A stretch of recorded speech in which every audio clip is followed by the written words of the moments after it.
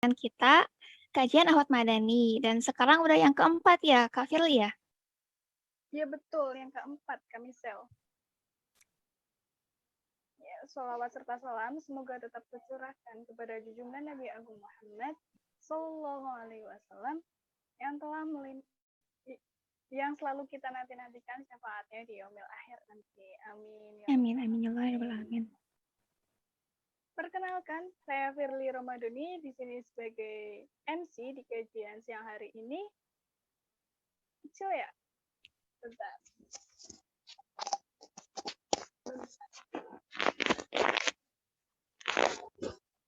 Aman nggak? Suaraku aman nggak? Aman, aman. Masih kecil ya? Kalau di teman-teman masih kecil kayaknya, Kak. Oh gitu. Gimana ya? Bentar, aku pakainya headset soalnya.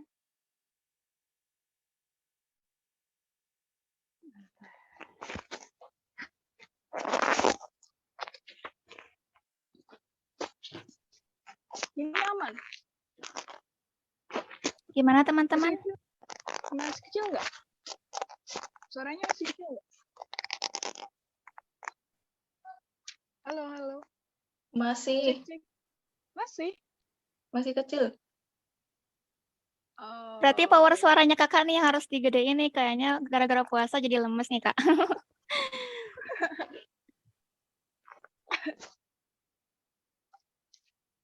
Kalau yang lain masih kecil nggak? Ini udah aman kayaknya. Gimana teman-teman? Kecil banget ya? Belum. Teknis.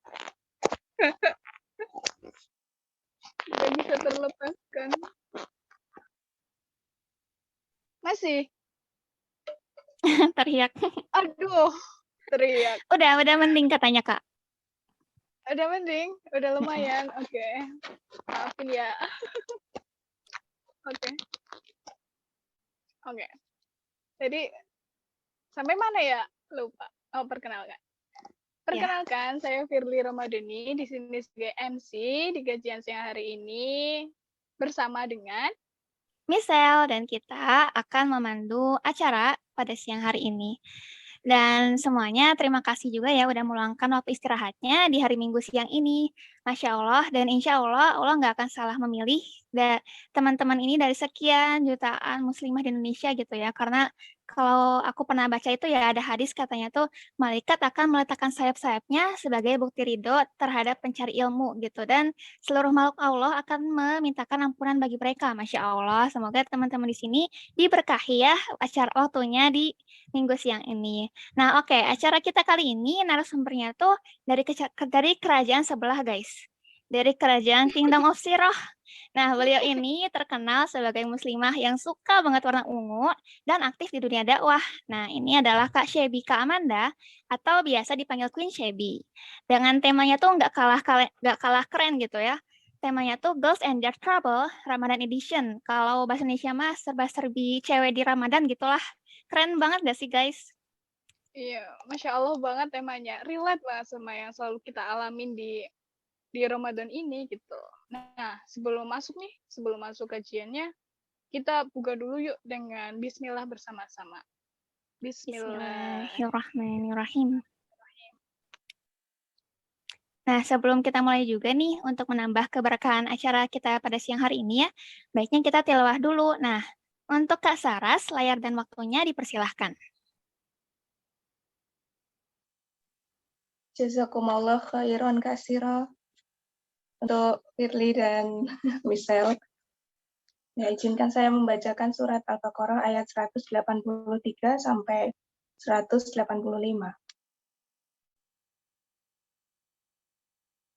A'udzu billahi minasy syaithanir rajim. Bismillahirrahmanirrahim.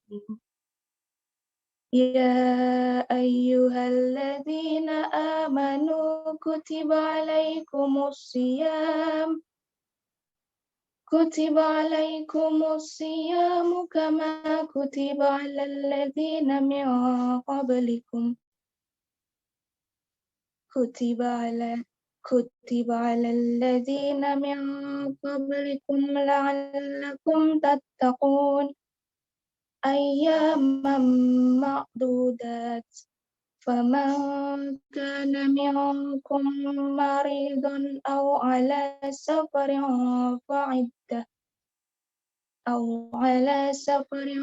فعدة من أيام أخر وعلى الذين يطيقونه فدية طعام مسكين فمن تطوع خيرا فهو خير له وأن تصوموا خير لكم إن كنتم تعلمون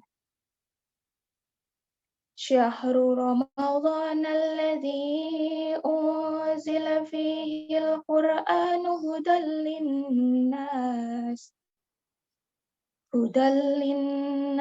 وبينات من الهدى والفرقان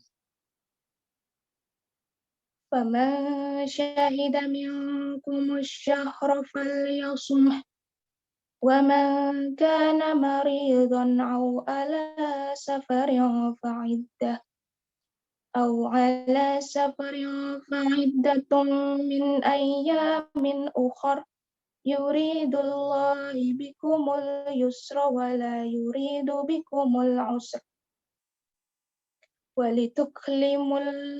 ولتكملوا العدة ولتكبروا الله على ما هداكم ولعلكم تشكرون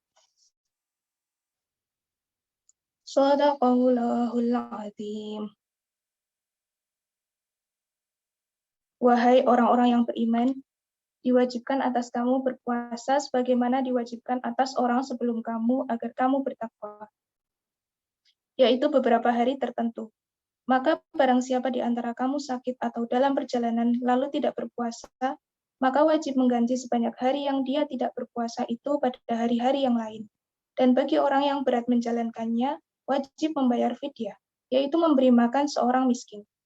Tetapi barang siapa dengan kerelaan hati mengerjakan kebajikan, maka itu lebih baik baginya dan puasamu itu lebih baik bagimu jika kamu mengetahui. Bulan Ramadan adalah bulan yang di dalamnya diturunkan Al-Quran sebagai petunjuk bagi manusia dan penjelasan-penjelasan mengenai petunjuk itu dan pembeda antara yang benar dan yang batil. Karena itu, barang siapa di antara kamu ada di bulan itu, maka berpuasalah. Dan barang siapa sakit atau dalam perjalanan dia tidak berpuasa, maka wajib menggantinya sebanyak hari yang ditinggalkannya itu pada hari-hari yang lain. Allah menghendaki kemudahan bagimu dan tidak menghendaki kesukaran bagimu. Hendaklah kamu mencukupkan bilangannya dan mengagungkan Allah atas petunjuknya yang diberikan kepadamu agar kamu bersyukur. Maha benar Allah dengan segala firman-Nya. Masya Allah. Terima kasih Kak Saras. Tilawahnya semoga ayat-ayat yang dibacakan. Sama-sama. Semoga ayat-ayat yang dibacakan menambah keberkahan kajian di sering-sering di siang hari ini. Amin ya rabbal alamin. Oh ya Sel, kamu pernah ngalamin nggak kalau udah semangat nih sebelum Ramadan bikin wishlist, bikin target-target yang mau dilakuin selama bulan Ramadan? Semangat nih, tapi giliran tamu yang tadi undang tuh datang, ya yang kita aja nggak bisa ngaturnya gitu, bukan kehendak kita tuh, malah bikin kita tuh jadi futur gitu lah, gampang futur gitu, semangatnya tuh jadi turun, ya nggak Sel? Iya, bener banget, Kak. Jadi kayak begitu datang haid tuh ya, futurnya datang, terus juga kayak bisa aja seharian tuh nonton drakor, main game gitu ya. Bener nggak sih teman-teman? Mungkin dari teman-teman di sini ada yang sepengalaman dengan saya gitu ya. Mungkin saya tidak sendiri di sini gitu.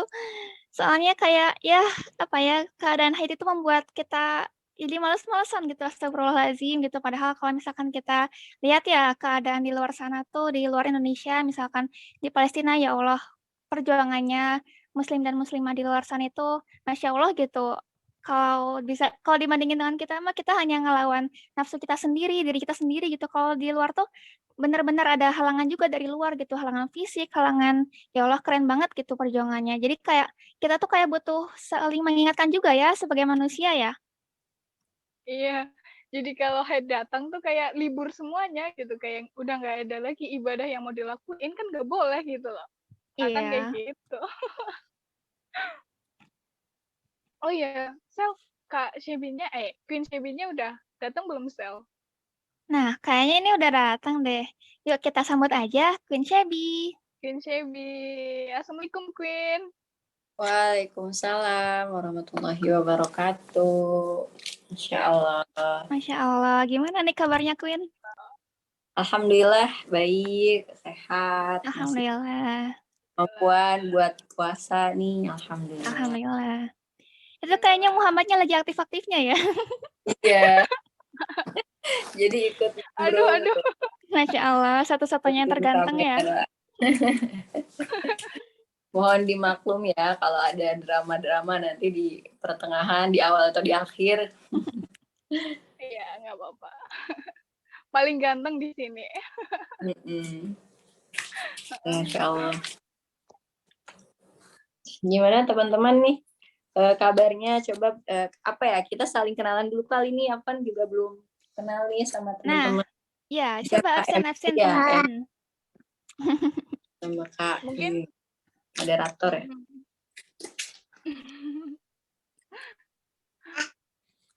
Oh ya, Queen. Udah ada menu buka puasa belum, Queen? Udah ada jadwal-jadwalnya belum, Queen? Jadwalku di masjid.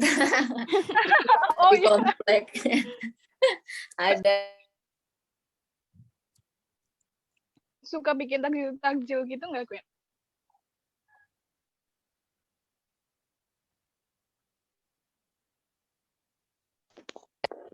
Mohon maaf ini, aduh. Biasanya sih gorengan ya gitu. Cuman memang karena aku sedang menyusui dan sekarang lagi Allah amanahkan kembali buat hamil gitu kan. Jadi Masya Allah. Aku harus makannya itu 4 sehat 5 sempurna gitu. Jadi harus ada tetap sayurnya, buahnya gitu. Jadi meskipun ya ada gorengan, susah ya buat tinggalin itu. Iya banget. 100% itu ya 50% bisa lah gitu. Cuman kalau 100% kayaknya karena memang kita udah kebawa dari dulu kecil gitu kan, dari dari bimbingan orang tua, dari didikan orang tua gitu kan. Jadi memang kita nggak lepas dari goreng-gorengan gitu. Cuman kita harus bisa seimbangkan, apalagi dengan misalnya ada anak gitu kan sedang menyusui atau hamil kayak gitu. Jadi tetap meskipun bulan puasa yang namanya buah harus ada gitu di rumah seperti itu. Berat nggak sih, Queen? Betul. Itu kan puasa ya, terus nambah lagi menyusui juga gitu. Berat nggak sih, Queen? Iya, sebenarnya sih tergantung orangnya ya. Karena kan dalam ketentuannya pun ada hukum-hukumnya ya. Bagi yang menyusui pun bahkan sebenarnya boleh untuk nggak puasa gitu kan. Apalagi yang menyusui plus hamil kayak gitu kan. Iya. Kan itu dikembalikan ke diri pribadi masing-masing. Itu kan anjurannya tuh nggak bersifat wajib untuk nggak puasa kan. Tapi kan itu menjadi pilihan gitu. Yang itu dilihat daripada kemampuan si ibunya gitu kan, dia seperti apa, apakah dia baik-baik aja gitu kan meskipun sedang puasa, meskipun sedang hamil atau menyusui, itu masih diperbolehkan kayak gitu. Karena kan memang yang tahu kondisi pribadi kita gitu kan, diri kita sendiri kan ya kita sendiri gitu kan. Meskipun dokter misalnya mendiagnosis gitu kan, ini kamu nggak boleh puasa nanti begini dan segala macam. Tapi kan yang tahu tubuh kita itu ya diri kita. Dan konsekuensinya berarti kan kita harus men-treatment diri kita buat asupan yang cukup. Kayak tadi harus, kalau kata bidanku ya kalau mau puasa harus ada protein, karbohidrat, terus juga sayur-sayuran, itu pokoknya nggak boleh lepas itu yang namanya sayur-sayuran, dan juga buah-buahan itu paling penting kayak gitu. Kalau mau ditambah sama susu ya itu lebih bagus kayak gitu. Jadi itu sih karena tergantung pribadi masing-masing. Kalau aku alhamdulillah nih gitu. Sempet hari pertama ya, mungkin karena pertama itu kan aku ikut yang hari Sabtunya gitu. Jadi masih mendadak. Jadi malamnya itu belum persiapan makan yang cukup kayak gitu. Jadi udah keburu sahur, akhirnya hari pertama itu aku benar-benar lemes banget gitu sampai nunggu buka puasa pun akhirnya nggak ikut tarawih kayak gitu. Tapi alhamdulillah udah sampai sekarang udah ikut tarawih terus gitu kan. Jadi yang bolong Alhamdulillah. itu aja hari pertama karena tadi ya persiapannya yang kurang semalam itu. Seperti itu sih. Masya Allah. Insya Allah. Muhammad Kita ikut udah tarawih? mau langsung mulai nih apa gimana nih? Oh ya Boleh. langsung aja kita persilahkan pin layer dan waktunya. Oke, bismillah. Saya kalau mau dimulai aku baca doa dulu nih, kayaknya belum baca doa pribadi. Bismillahirrahmanirrahim. Allahumma sholli ala sayyidina Muhammad wa ala ali sayyidina Muhammad. Rabbi shrah li sadri wa yassir li amri wa hlul 'uqdatam min lisani yafqahu qawli. Rabbana zidna ilman warzuqna fahman bi rahmatika ya arhamar rahimin. Alhamdulillah, syukron jazakumullah khair ya sekali lagi buat teman-teman Kota Madani yang udah mau ngajak aku buat sharing ya gitu. Karena aku bilang dari awal kita santai aja ya ngobrolnya, kita sharing-sharing santai. Kenapa? Karena di sini pun aku masih seorang pembelajar gitu sama kayak teman-teman kayak gitu. Jadi bukan aku mau menggurui teman-teman kayak gitu. Tapi di sini tempat kita buat sharing aja, kita sharing bersama apa yang aku ketahui seperti ini teman-teman, misalnya seperti itu. Apalagi nanti kalau misalnya kita bahas soal aduh ya Allah, bentar ya.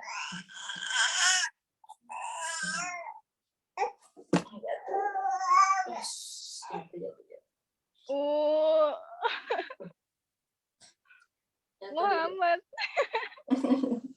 Iya jatuh ya. Oh iya sayang.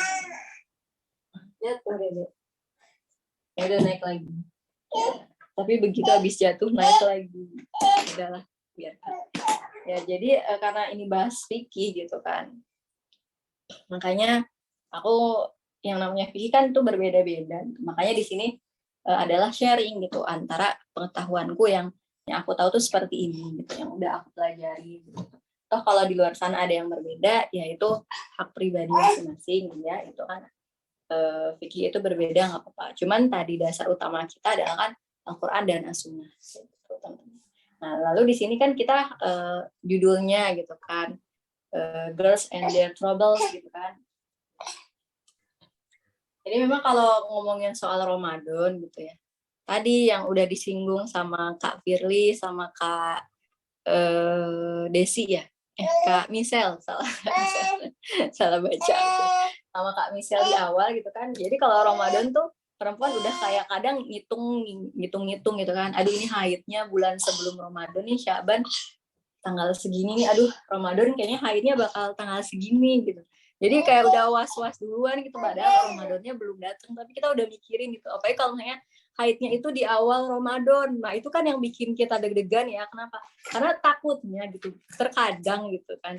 Kadang-kadang kejadiannya di awal iya dapet gitu kan, di akhir juga dapet, dan itu lebih sedih lagi kadang. Kenapa? Karena kita nggak ikut, akhirnya nggak ikut sholat Idul Fitri kayak gitu. Padahal itu yang kita tunggu-tunggu setahun sekali kayak gitu. Itu kan rasanya sedih banget gitu. Nah, itu dia yang menjadi kekhawatiran kita ya sebagai perempuan, dan tentunya kita harus punya yang namanya rasa sedih itu. Kenapa sih? Karena itu adalah bentuk spontanitas kita gitu. Yaitu apa ya? Respon pertama kita saat kita tidak bisa melakukan amal-amalan di bulan Ramadan. Tadi aku udah share PPT-nya. Ada bisa ditampilin nggak? Bisa. Oke. Oke, coba di next. Maaf. Nah, ini kan udah dibaca ya tadi kan, dimana kita berada di bulan Ramadan, dan di bulan Ramadan ini gitu kan, Allah sudah memang mewajibkan. Sini aja deh. Hai orang-orang yang beriman, diwajibkan atas kamu berpuasa sebagaimana diwajibkan atas orang-orang sebelum kamu agar kamu bertakwa.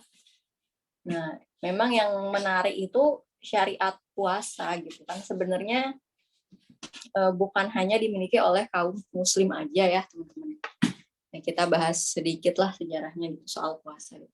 Karena memang pada zaman dulu pun orang-orang sudah berpuasa gitu kan, sejak zaman para nabi dahulu gitu kan. Mereka berpuasa, hanya saja gitu, puasanya itu berbeda dengan kaum muslim yang saat waktu itu tahun kedua Hijriyah kalau nggak salah ya, turun yang namanya syariat puasa ini. Nah, syariat puasa ini turun gitu kan, dengan berbeda cara puasanya gitu. Berbeda cara puasanya dengan orang-orang terdahulu gitu.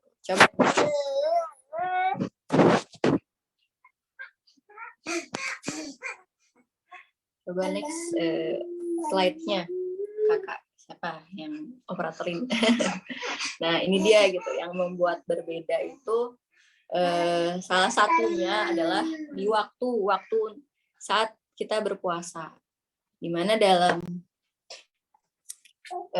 syariatnya kaum muslim ada yang namanya sahur dan berbuka. Ya sebenarnya sama sih, cuman waktunya aja nih yang berbeda. Di sini dikatakan pada sahurnya itu, dan makan minumlah sehingga terang kepadamu benang putih dan benang hitam, yaitu fajar. Ya di sini dikatakan bahwasanya kita masih boleh makan dan minum kan sampai udah ada waktu fajar. Waktu fajar itu kalau salah satu di buku fikih sunnah untuk wanita itu ada 2 waktu fajar itu. Pada saat tidak diperbolehkannya, saat sebelum sholat subuh gitu kan, dan saat azan berkumandang. Aduh, sebentar teman-teman. Umaknya udah. Jadi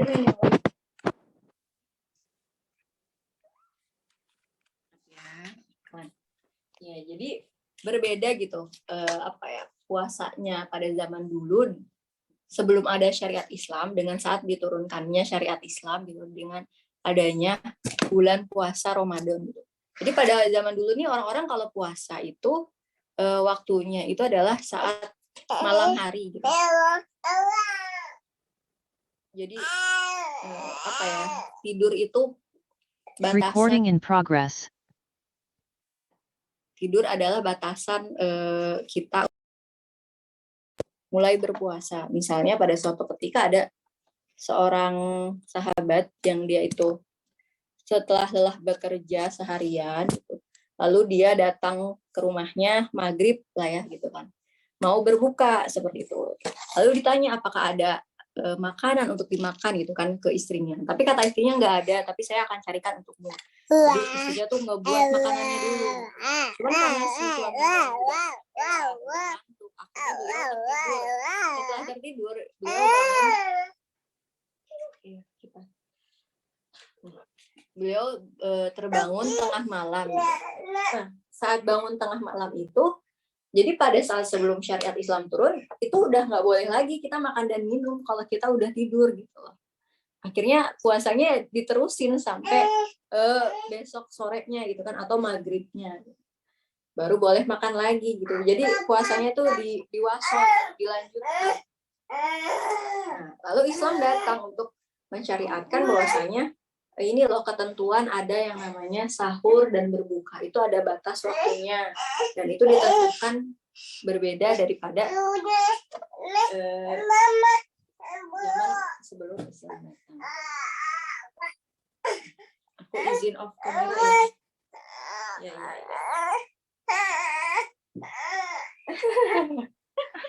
Bentar ya teman-teman.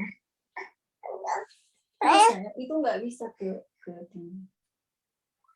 nggak nyampe umurnya. Nggak nyampe.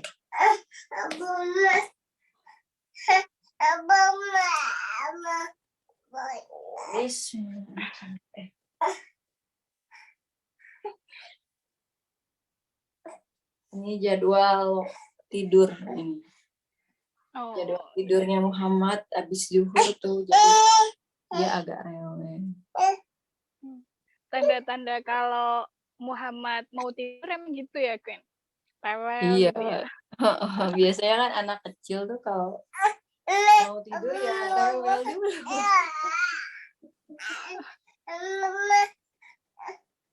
Dia pun bingung Ya. apa yang dia inginkan gitu. Karena Iya, betul. belum bisa ngomong, jadi dia nggak tahu aku tuh kenapa gitu. Sebenarnya dia tuh Ngomong-ngomong gitu. iya, tapi dia belum bisa, jadi ya garuk-garuk kepala. Oh, iya. Marah-marah tuh diketawain ya, udah. Buat.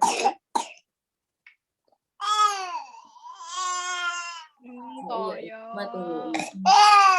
Tuh. Ada. Yes, ya. Mau dinyanyiin lagu tidur nggak? Dia maunya Mimi. Oh. Tapi gitu miminya sambil rewel. Hmm. Cuman ya paling beberapa menit tidur. Oke, kita lanjut ya. Ya, jadi seperti itu. Pada zaman dulu orang tuh kalau berpuasa mereka kalau kayak udah tidur malamnya gitu kan, meskipun belum subuh gitu, mereka udah nggak boleh makan lagi karena itu udah masuk waktu puasa seperti itu. Nah, akhirnya kan Islam datang benar-benar ya gitu kan, yang namanya rahmatan lil alamin gitu kan, maksudnya rahmatnya ini bagi semua orang gitu, bagi seluruh alam, dan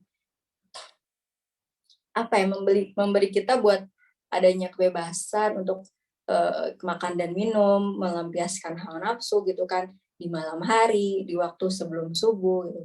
Dan saat subuh pun gitu kan, setelah subuh, setelah fajar gitu kan, setelah masuk waktu untuk berpuasa, dan itu pun ada syariatnya, kita tidak boleh misalnya melakukan hal-hal yang dilarang gitu kan oleh Islam, dan hal-hal yang tidak apa ya, yang Allah larang itu nggak boleh kita lakukan, dan apa yang Allah anjurkan itu harus kita lakukan kayak gitu.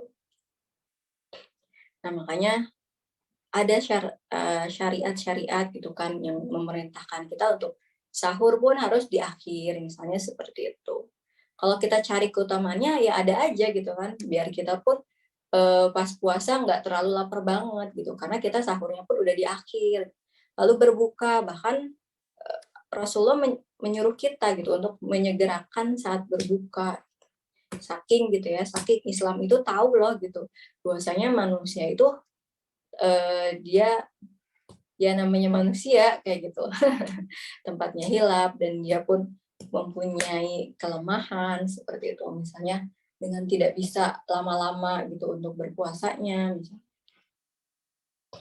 Karena banyak keperluan lain, misalnya untuk beribadah, apalagi tarawih gitu kan. Kalau misalnya kita tarawih tapi tadi kita belum berbuka gitu karena kita ketiduran pas abis maghrib, kita belum sempat berbuka, wah bahaya, kita nggak bisa ikut tarawih gitu kan, sholat malam, qiyamul lail, seperti itu. Makanya Islam ini Masya Allah mempunyai syariat yang udah sempurna banget dan sangat detail gitu. Antara tadi sahur pun ada aturannya gitu kan. Meskipun dengan hanya air putih aja gitu, kita bahkan dianjurkan untuk sahur karena di situ ada keberkahan seperti itu. Lalu juga berbuka, ya kalau misalnya nggak ada apa-apa pun, kita hanya berbuka dengan air putih dan kurma pun gitu kan, itu udah afdol kok. Nggak harus pakai makanan besar ya, gorengan lah, es buah, atau makan makanan pokok langsung makan nasi, itu kan nggak usah juga. Coba di next Kak. Ini sedikit ya gitu kan, sedikit kalau kita menyinggung soal Ramadan. Dan Allah bilang di Quran surat Az-Zumar gitu, bahwasanya ada pahala bagi orang yang bersabar, yaitu pahalanya tanpa batas. Nah, yang namanya Ramadan itu kan kita menuju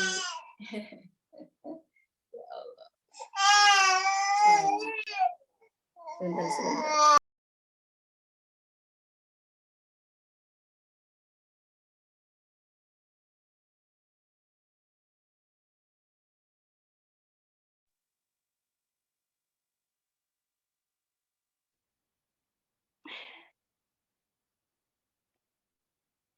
Sabar dulu ya teman-teman.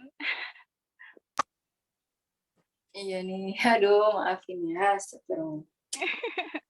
Nggak Yes, apa-apa. jadi karena Allah bilang itu kan yang namanya puasa ini selain bulan Ramadan, bulan untuk kita juga bersabar, teman-teman. Sabar untuk apa sih? Ya, sabar buat nggak makan, sabar buat nggak minum, sabar buat menahan hawa nafsu.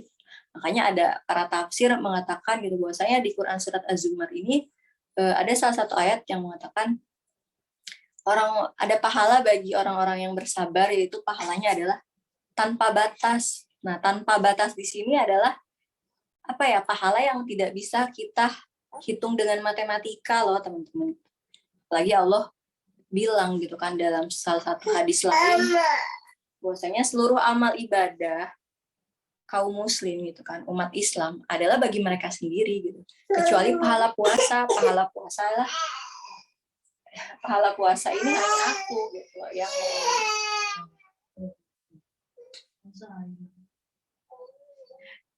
aduh, sedih banget.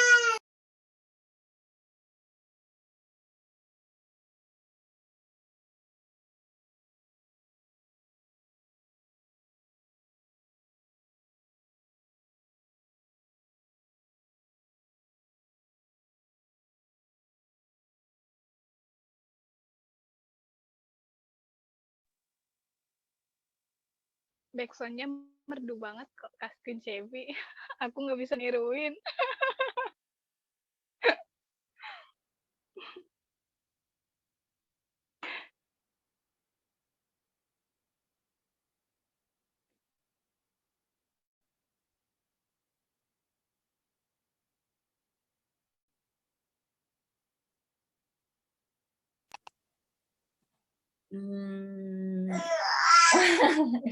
Bunyi lagi.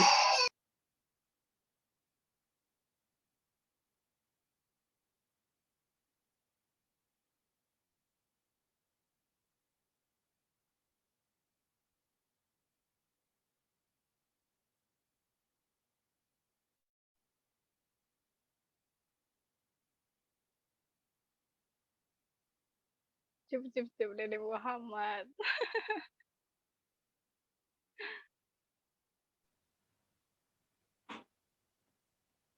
Kita nggak gigit kok, Muhammad. Namanya ngantuk ya, Kak, ya? Mungkin sambil Agak nunggu lama. nih, dari teman-teman di sini udah berapa hari aja nih bolongnya puasanya? Ayo, udah hari ke-16 atau 15 ini ya? Mungkin Ya bisa betul. bisa balas di kolom chat nih udah berapa hari bolongnya. Kalau Kak Firly sendiri berapa hari udah bolongnya? Sebenarnya hari ini juga lagi bolong, jadinya Aduh, lagi relate banget. oh iya relate banget ya, Kak, ya.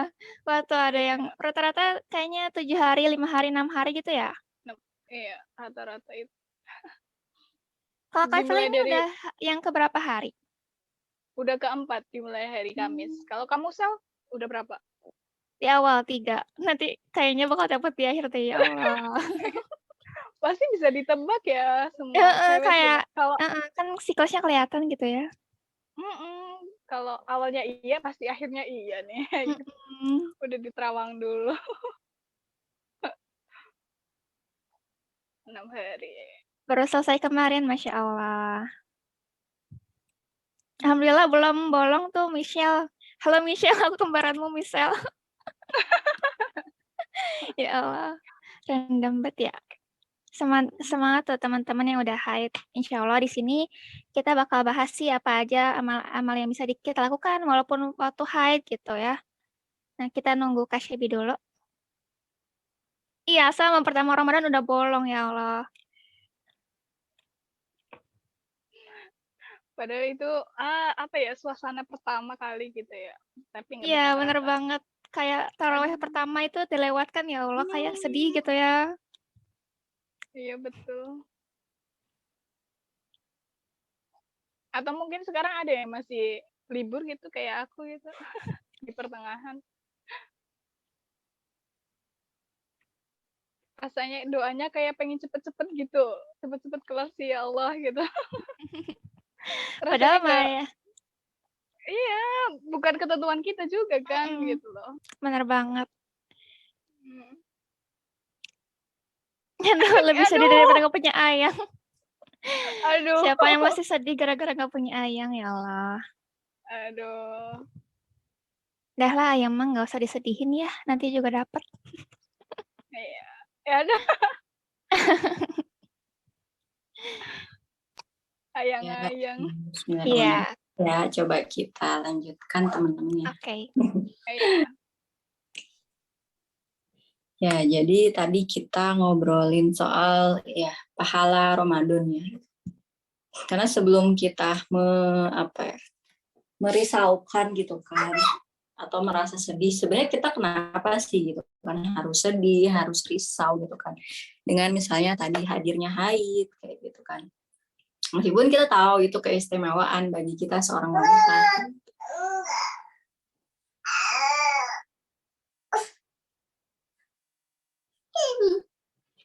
Ya, cuman kan kita memang perlu mencari sebuah alasan juga untuk itu menguatkan diri kita, nggak hanya sedihnya itu berlarut ya, gitu.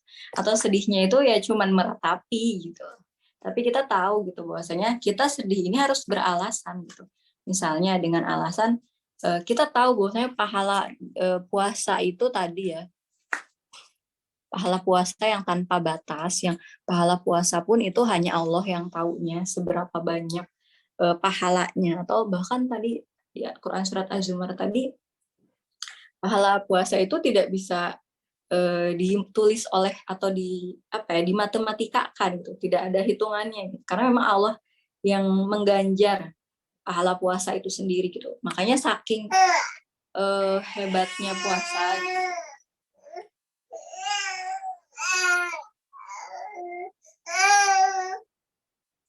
Saking gitu kan keistimewaan bulan puasa ini dibandingkan bulan-bulan yang lain gitu kan.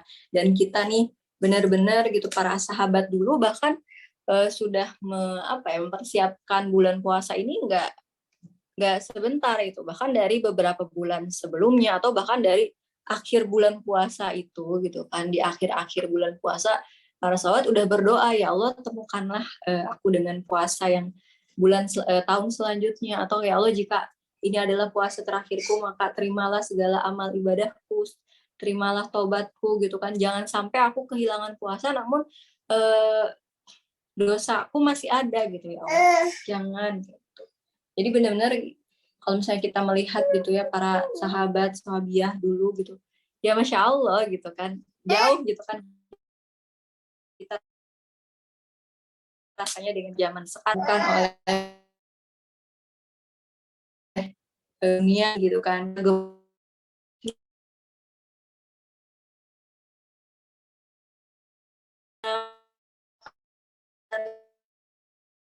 fashionnya gitu.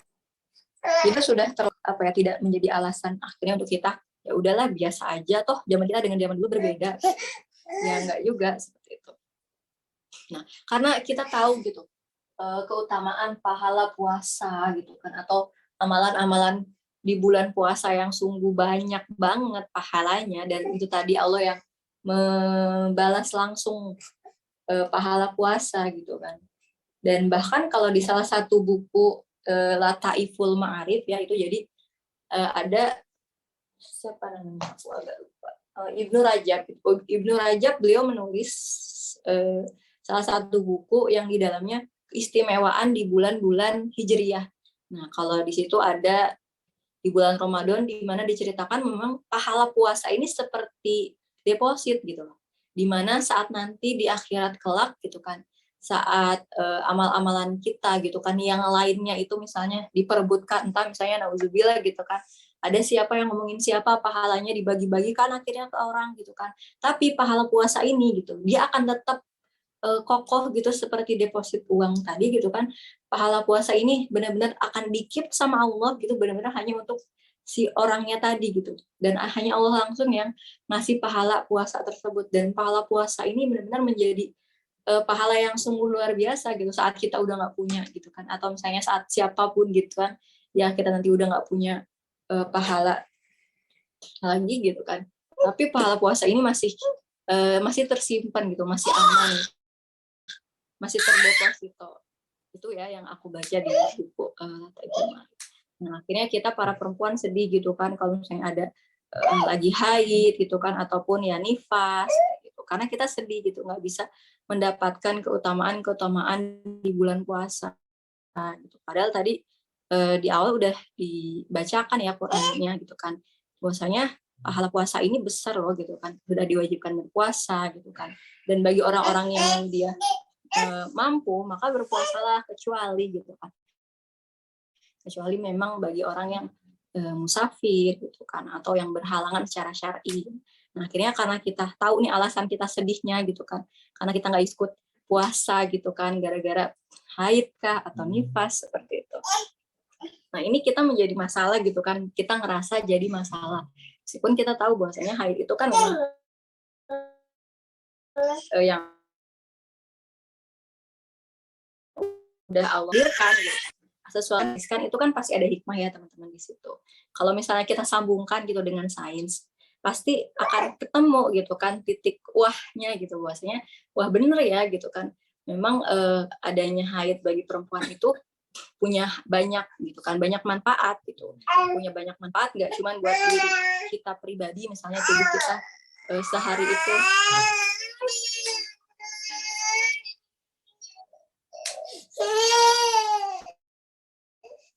tubuh kita kan sehari banyak sel-sel yang mati gitu kan. Nah itu akan terkuras habis gitu kan dengan haid kita gitu kan, akan dibuang lah gitu kan darah-darah kotor itu. Makanya kan haid dibilang darah kotor ya, karena itu memang alamiahnya tubuh kita itu perempuan mengeluarkan darah haid seperti itu. Terus juga misalnya hikmah lainnya gitu.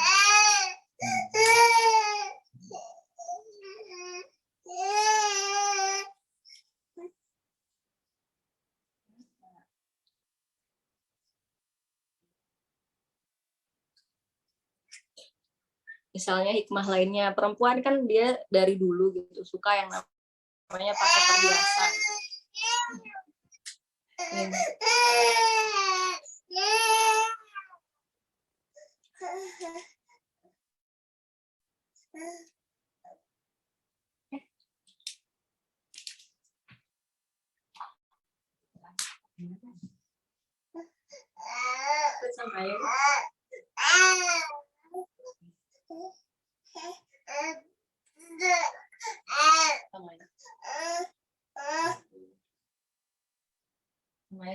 Berdiri.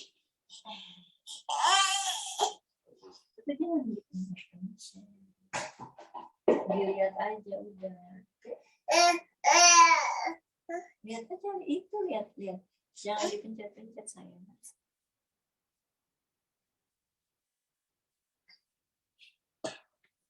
Iya gitu. Kalau misalnya mau kita cari gitu kan, manfaatnya banyak gitu kan yang namanya haid itu. Selain tadi membersihkan kotoran gitu kan, fitrahnya perempuan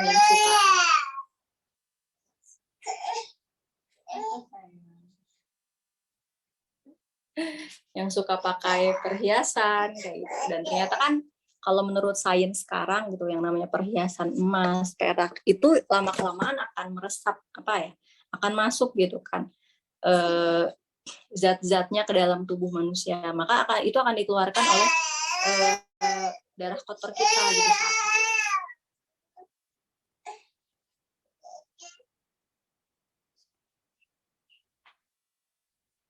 Dan itu juga kenapa gitu kan laki-laki tidak boleh yang namanya pakai emas, karena yang namanya laki-laki dia nggak ada haid gitu, jadi nggak ada tempat buat ngebuang tadi zat-zat kotoran tadi gitu. Jadi masya Allah gitu ya, sebenarnya kalau kita mau cari tahu gitu soal haid, itu tuh Recording stopped. kita ketemu yang namanya bukti-bukti bahwasanya disitulah tanda cinta Allah Recording in progress. sama kita teman-teman gitu kan, betapa tubuh kita ini memang sudah Allah ciptakan sedemikian rupa sempurna gitu kan.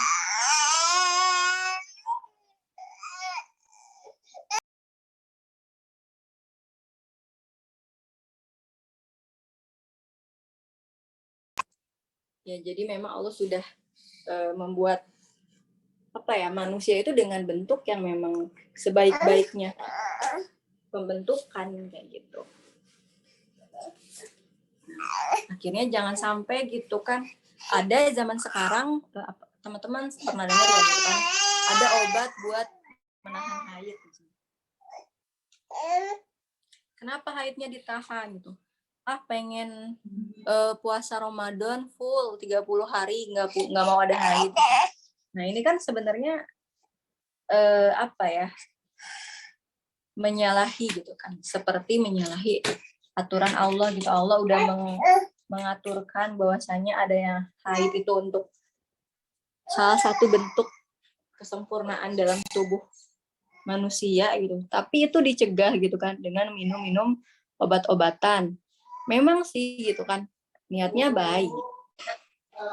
Niatnya baik, pengen puasanya atau amal-amalan atau melakukan amalan aktivitas di bulan Ramadannya itu maksimal 30 hari. Tapi kan kayak gitu. Tadi kalau misalnya kita menggunakan obat-obat seperti itu gitu kan, maka di sains pun membuktikan bahkan akan terjadi masalah hormonal dalam tubuh kita seperti itu. Contoh orang-orang yang KB seperti itu. Nah, maka tubuhnya kadang akan jadi yang gemuk lah, atau misalnya haidnya jadi nggak teratur. Karena tadi obat-obatan seperti itu adalah merusak hormonitas dalam tubuh kita seperti itu. Makanya kalau bisa gitu kan, jangan sampai kepikiran buat ya udahlah biar puasanya full nih atau aktivitas ibadahnya full nih 30 hari di bulan Ramadan, aku minum obat-obatan aja deh gitu. Ya meskipun kita udah konsultasi ke dokter gitu ya, tapi kalau bisa gitu kan, jangan gitu. Yang namanya takdir dari Allah itu pasti sudah ada ketentuannya dan manfaatnya bagi tubuh kita gitu. Meskipun kita nggak tahu misalnya manfaatnya apa kayak gitu, tapi tetap aja yang namanya takdir dari Allah itu pasti baik teman-teman. Hanya saja tadi kita harus mencari tahu gitu kan, seperti apa baiknya kayak gitu. Nah, lalu kita lanjut nih ke slide selanjutnya. Ya, jadi soal masalah gitu kan yang dihadapi perempuan di bulan Ramadan. Makanya karena wanita itu benar-benar spesial gitu. Dan kita pun harus menyadari bahwasanya wanita ini gitu kan dalam Islam dispesialkan, benar-benar diistimewakan gitu kan. Bahkan ya seperti ratu gitu kan. Kita tidak boleh menjabat tangan seseorang sembarangan gitu kan. Kita tidak boleh keluar rumah dengan berpakaian yang semau kita gitu kan, membuka aurat, dibuka-buka gitu kan. Ya kalau ibarat seorang ratu gitu kan, dia akan berpakaian sopan, dia tidak akan menyentuh orang-orang yang bukan mahramnya gitu, atau orang-orang yang dia tidak kenal gitu kan, atau orang-orang yang tidak ada hubungannya dengan dia seperti itu. Jadi sebenarnya Islam ini memposisikan wanita benar-benar sangat luar biasa gitu. Karena tadi apalagi wanita punya keistimewaan sendiri yang itu tidak didapatkan dari laki-laki gitu kan, soal haid gitu kan, nifas, hamil, menyusui, sebenarnya itu adalah bukti gitu kan, tanda cintanya Allah kepada kita gitu kan, kaum Hawa gitu ya, wanita, insya Allah ya teman-teman, alhamdulillah gitu Allah menakdirkan kita sebagai seorang perempuan, dan dari kita lah nanti yang akan melahirkan yang namanya keturunan atau sebuah peradaban itu ya dilihat bahkan dari wanitanya gitu, entah dari kalau nggak ada wanita nggak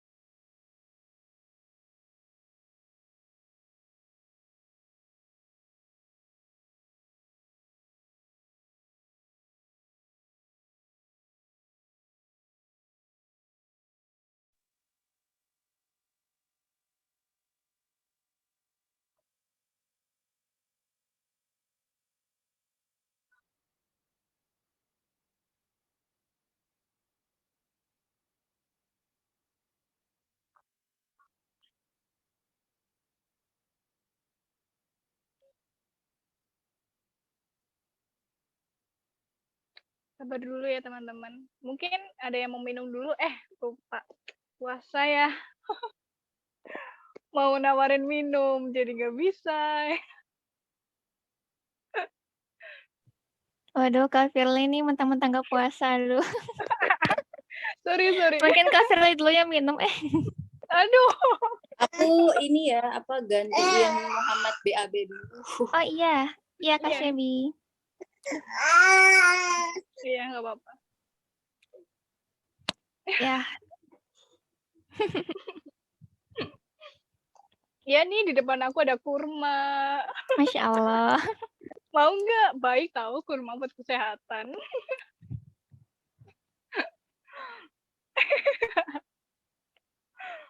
Aduh.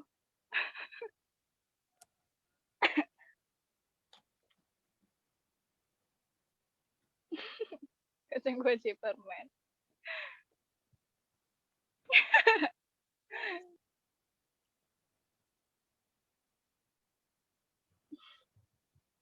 Tapi Berbukalah kalau dengan dari yang iman. dipaparin sama Kak Shebi tadi ya, Kak Firly ya.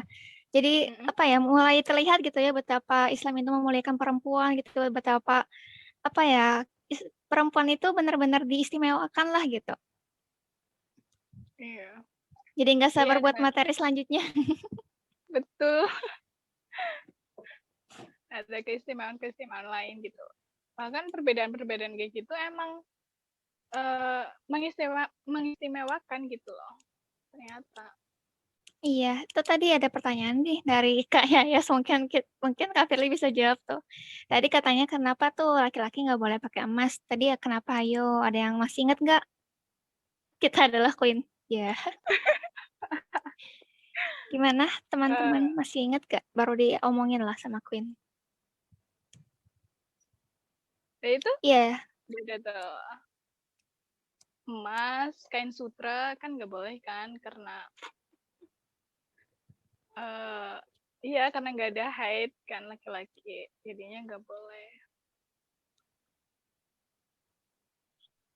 iya. Jadi katanya tuh dari sebuah penelitian ya, katanya tuh emas tuh sedikit lama-lama tuh menyerap gitu ke tubuhnya kita sebagai pemakai gitu. Makanya kan kalau kita perempuan ada haidnya, jadi darah kotor yang ada tercemar emasnya itu tadi bisa keluar lewat haid. Tapi kalau misalkan laki-laki itu kan nggak ada haid ya, jadi nggak ada penyaluran darah kotornya gitu. Mungkin kalau bekam ya bisa sih, tapi kan nggak ada yang alami gitu. Jadi tidak boleh, itu salah satu alasannya sih mungkin ya, tidak boleh laki-laki memakai emas. Iya, malah jadi timbul penyakit nanti kan, jadi nggak bagus Iya. juga. Ya emang semua aturan tuh emang udah ada hikmahnya gitu loh. Kalau mau ngelanggar ya nanti akan kena resikonya gitu. Iya bener banget, jadi kayak Allah tuh benar-benar tahu banget ya apa yang terbaik untuk kita, Masya Allah. Insya Allah.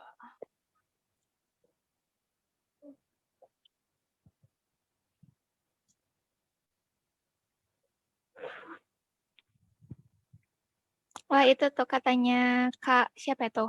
Katanya Kemuti, pernah lihat di salah satu akun, kalau perempuan haid bisa puasa, rada nyeleneh sih. Nah mungkin nanti bisa ditanyain ya ke Queen waktu Queennya udah balik, atau sesi Q&A gitu. Mungkin nanti bisa tahu pandangannya Queen atau lain-lain gitu.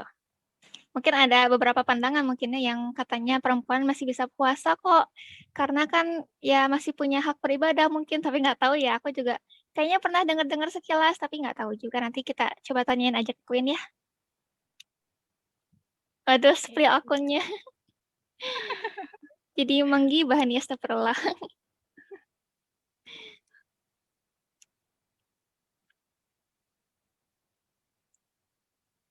Tapi kalian suka itu nggak sih? Suka nyeri nyeri sampai parah gitu nggak sih kalau haid tuh datang? Kalau aku tuh awal-awal tuh enggak. Tapi belakangan ini kayaknya sering deh. Apa itu ada beberapa faktor gitu ya, kayak stres atau hormon atau apa gitu. Tuh teman-teman juga ada yang Aku pernah sampai hampir pingsan ya Allah. pingsan.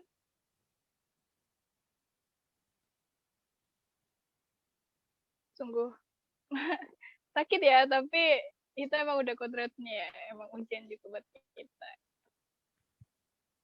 Nyeri kayak diaduk-aduk.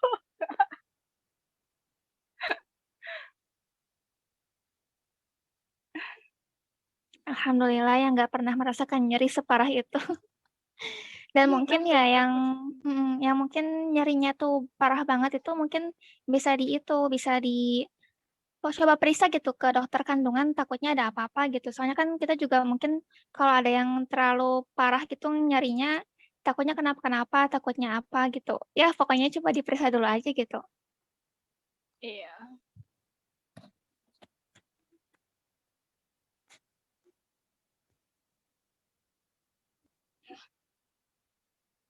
Tapi bener sih nafsu makan, nafsu tidur makin stong. Kayak apa ya, kalau lagi sakit tuh rasanya tuh nggak lapar, soalnya udah sakit perut gitu, jadi kayak males makan gitu. Kalau aku sendiri sih gitu. Iya. Bener nggak sih teman-teman pernah ngerasain? Iya, terus tuh jadi baper banget. Iya. Semuanya tuh kayak Iya, pengen aja dikeselin gitu, padahal ya nggak ada salah apa-apa gitu. kayak semua Iya dunia ini gitu. membuat kita emosi gitu. Oh iya, Vina udah balik nih kayaknya. Oh Iya, ya, jadi kalau bisa haid dilanjut jadi ya. gampang emosi ya teman. Iya, Ya itulah istimewanya wanita kayak gitu. Masya Allah. Lagi wanita itu gitu kan sifatnya dia lebih perasa gitu kan dibanding laki-laki yang dia memang sifatnya itu logika gitu kan. Kalau laki-laki misalnya pertemanan antara laki-laki dan satu dan yang lainnya dia bisa gampang aja gitu kan saling bully lah, saling ngejokes bareng-bareng gitu kan atau kayak bapak-bapak YN kayak gitu kan, tapi santai aja gitu kan. Karena itu udah jadi keakraban mereka gitu. Tapi beda lagi dengan pertemanan perempuan yang dia selalu merasa gitu kan apa ya kata-katanya dijaga gitu kan perilakunya, jadi memang beda gitu ya. Itu tadi gitu kan istimewanya wanita. Dan di sini kalau kita lanjut ke sini ya gitu. Ada ketentuan puasa Ramadan bagi wanita gitu. Jadi ada 3. Yang pertama wanita boleh berbuka dan boleh pula berpuasa. Nah ini tadi yang kita singgung di awal gitu ya soal aku hamil dan menyusui gitu. Nah, ini aku masuk ke kriteria yang pertama. Jadi sebenarnya aku boleh gitu berbuka ataupun aku mau berpuasa juga boleh. Dan ini tergantung daripada si pribadi kita sendiri yang merasakan.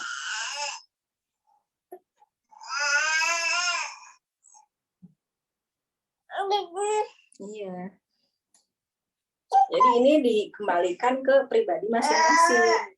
Kita nggak bisa menyuruh orang yang misalnya tadi, kamu lagi perjalanan ya udah buka aja. Padahal dia pengen nih mendapatkan pahala puasa yang tadi disebutkan bahwasanya pahalanya itu tanpa batas loh. Pahalanya itu sungguh luar biasa gitu. Apalagi pada saat bulan puasa Ramadan gitu. Jadi akhirnya dia meskipun seorang musafir atau dia sakit tapi sakitnya yang tidak sampai menyebabkan kematian ya seperti itu masih diperbolehkan untuk berpuasa. Atau wanita tua yang udah nggak sanggup puasa sebenarnya dia boleh untuk berbuka seperti itu. Atau juga tadi yang hamil dan menyusui karena memang ini keistimewaan yang hanya ada pada diri wanita ya. Hamil menyusui itu ya dari wanita gitu kan. Nggak ada tuh laki-laki yang bisa hamil dan menyusui gitu kan, kecuali yang sudah merubah gitu kan, merubah ciptaan Allah misalnya. Ada yang merubah kelaminnya lah atau yang kita tahu ya gitu kan. Zaman sekarang banyak seperti itu. Tetap saja gitu kan sejatinya yang namanya hamil dan menyusui itu hanya bagi perempuan seperti itu. Nah, di sini tergantung gitu dilihat dari kemampuan si ibu tadi atau si perempuan tadi, dia saat hamil masih sanggup nggak nih puasa gitu kan. Kalau masih sanggup ya nggak apa-apa karena itu lebih baik seperti itu. Tapi kalau mengkhawatirkan dirinya aja, maka boleh untuk berbuka. Dan soal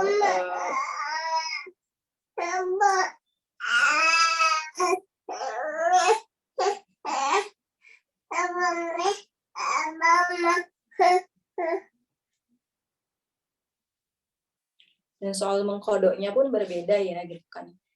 Beda-beda soal kalau misalnya dia seorang yang menyusui, maka dia hanya cukup untuk mengkodok saja seperti itu, atau membayar wajib puasanya saja. Tapi kalau wanita hamil, tergantung nih, ada dua gitu kan, dua pendapat. Kalau misalnya dia wanita hamil yang akhirnya tidak berpuasa karena dirinya aja gitu, karena merasa dirinya sakit atau dirinya nggak sanggup, ya udah gitu, berarti bayar puasanya aja gitu. Tapi kalau misalnya wanita hamil dan dia mengkhawatirkan bayinya juga, maka cara membayarnya itu dua, dengan cara membayar qada puasa dan juga membayar fidyah atau memberi makan orang miskin dengan 1 sok gandum gitu kan. Kalau di hadisnya seperti itu. Ya bisa kita rupiahkan sebenarnya. Nah, itu jadi tergantung gitu kan. Kalau misalnya kita bahas soal fikihnya, tergantung pribadi masing-masing yang mengetahui kondisi tubuhnya. Ataupun ada juga misalnya wanita hamil atau wanita menyusui yang dia memang diharamkan untuk berpuasa. Karena apa? Tadi misalnya hamilnya itu yang susah banget gitu kan, yang udah bertahun-tahun hamil misalnya. Akhirnya saat hamil perlu bed rest gitu kan. Nah itu bahkan nggak boleh dia itu puasa. Karena akan membahayakan tadi si janin dan juga dirinya pribadi. Nah, jadi yang namanya Islam itu sebenarnya fleksibel ya gitu teman-teman. Fleksibel di sini tuh menyesuaikan dengan diri kita pribadi masing-masing gitu kan. Ada yang namanya mubah, haram, makruh, sunnah, wajib. Nah, itu dilihat daripada situasi dan kondisi masing-masing. Lalu yang kedua ada wanita wajib tidak berpuasa dan harus mengqadha. Nah ini dia yang nanti kita akan bahas lebih lanjut sedikit gitu ya soal haid. Haid di bulan Ramadan. Yang ketiga, wanita tidak boleh meninggalkan puasa. Nah, kalau misalnya kita nggak punya alasan syar'i gitu kan, kita bukan orang yang haid, kita bukan orang nifas, kita bukan orang yang sakit berat, kita bukan musafir, kita juga bukan wanita tua gitu kan, yang sebenarnya kita masih perempuan yang seger buger gitu kan, kita juga bukan seorang yang hamil dan menyusui, terus nggak puasa gitu. Dan ini pun apa ya, kita bisa temui gitu kan, banyak ya teman-teman di luar sana, apalagi kalau udah ketemu supir angkot gitu kan, atau misalnya para perempuan-perempuan di luar sana yang apa ya, disayangkan gitu loh keislamannya, hanya mungkin ya bisa dibilang Islam KTP aja gitu. Dia belum tahu gitu kan keutamaan apa ya namanya, keutamaan puasa itu seperti apa, apalagi di bulan Ramadan. Nah inilah yang menjadikan kita bahwasanya tadi di awal, kalau misalnya kita sedang haid, kita merasakan sedih gitu kan, spontan gitu ya. Karena kita tahu pahalanya itu banyak banget gitu. Tapi ada gitu orang di luar sana yang wanita gitu, dia tidak haid, tidak nifas,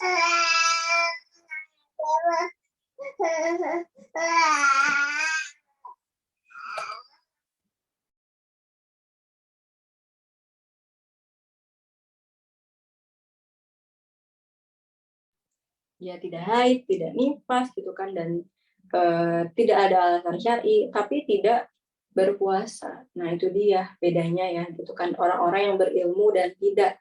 Makanya Allah juga bilang kalau ini meninggikan derajat orang-orang yang berilmu beberapa derajat.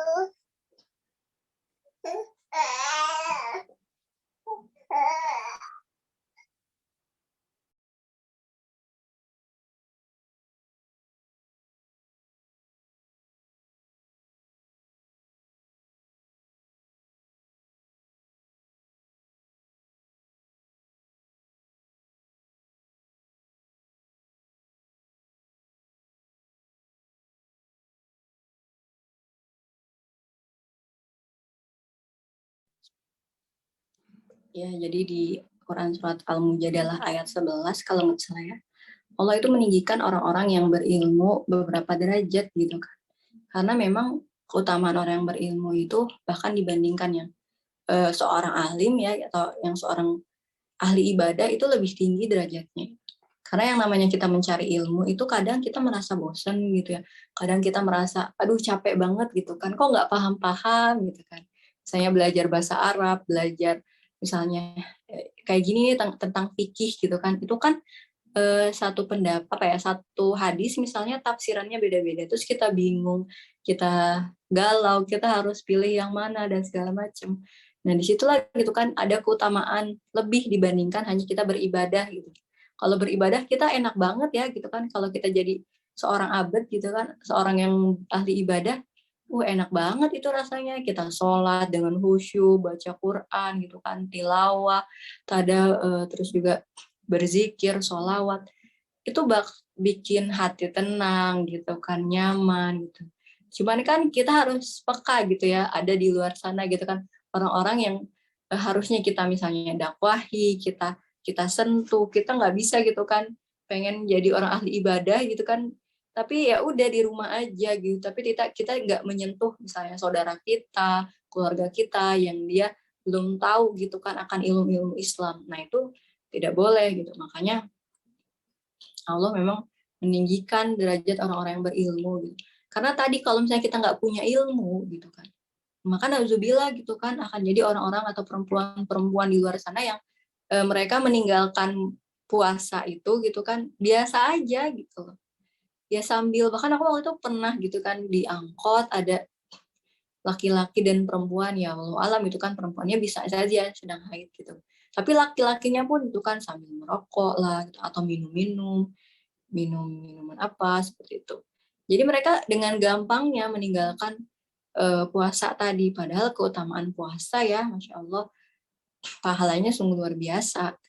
Nah, makanya kita perlu mengilmui diri gitu kan, atas setiap kejadian yang kita lalui gitu kan. Entah itu saat kita haid, saat nifas, kita perlu mengilmui gitu agar kita menambah ketakwaan gitu kan, menambah ketakwaan dan menambah kepercayaan kita kepada Allah Subhanahu wa taala yang memang Allah ini tidak bisa kita lihat wujudnya gitu. Namun kita bisa melihat keberadaan Allah dengan apa? Dengan tanda-tanda gitu kan. Dengan tanda-tanda yang ada di sekeliling kita, dengan adanya siang dan malam, dengan adanya haid misalnya, itu pun menjadi bukti bahwasanya ada Allah di situ, ada campur tangan Allah yang menjadikan kita menjadi seorang yang haid seperti itu. Jadi memang semuanya gitu kan, kalau misalnya kita membaca gitu kan, atau mentadaburi gitu kan ayat-ayat Allah atau tanda-tanda yang Allah sudah berikan di sekitar kita gitu kan, ya jangan jauh-jauh lah gitu kan.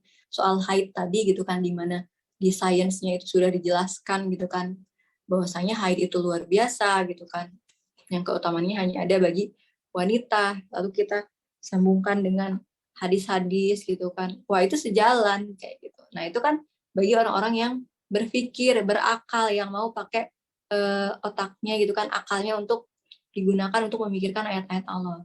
Makanya kita perlu gitu kan tadi ya, mengilmui gitu soal haid tadi seperti apa gitu, juga ketentuan-ketentuan hukumnya.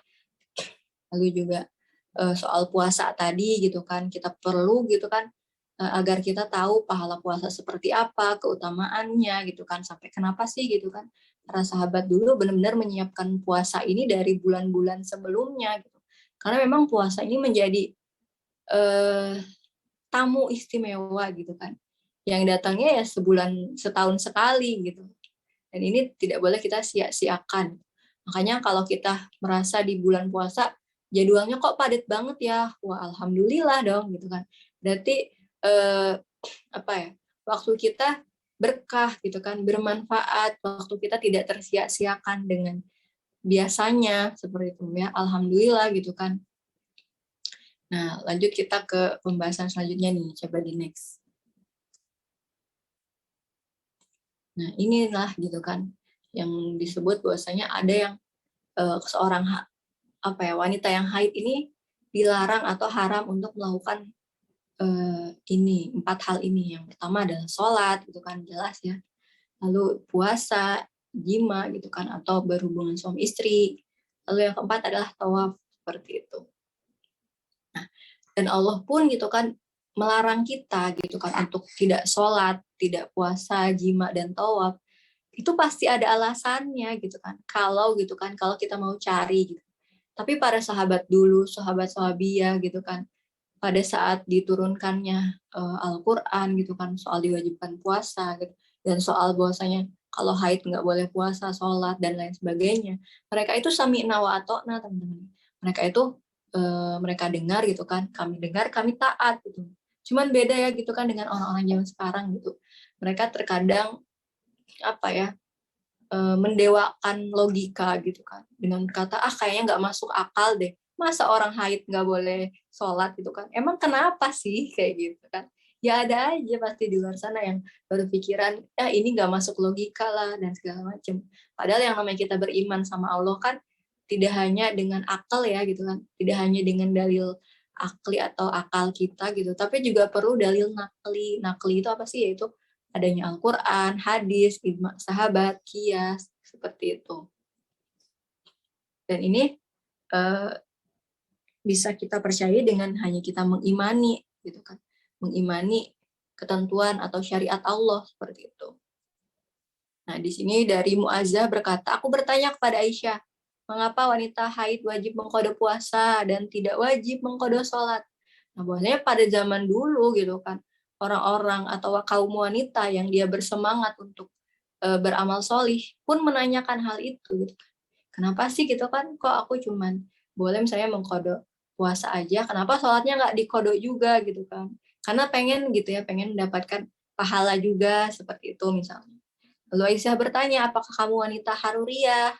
Aku menjawab, aku bukan haruriyah, tetapi aku bertanya. Aisyah berkata, kami para wanita mengalami haid, maka kami perintahkan untuk mengqada puasa dan tidak diperintah untuk mengqada sholat. Nah, di sini ada kata-kata haruriyah. Gitu kan. Jadi kaum wanita haruriyah ini ternyata gitu, kalau kita cari lebih lanjut adalah orang-orang yang dia berlebihan dalam agama. Jadi meskipun haid, dia tetap sholat seperti itu. Nah, ini yang menjadi permasalahan ya. Kalau misalnya tadi kita melakukan amal kebaikan tapi nggak tahu ilmunya gitu kan. Akhirnya ya udah seenak kita gitu. Meskipun haid tapi tetap sholat, gitu kan, tetap puasa misalnya, atau tetap berjima atau tawaf misalnya kan.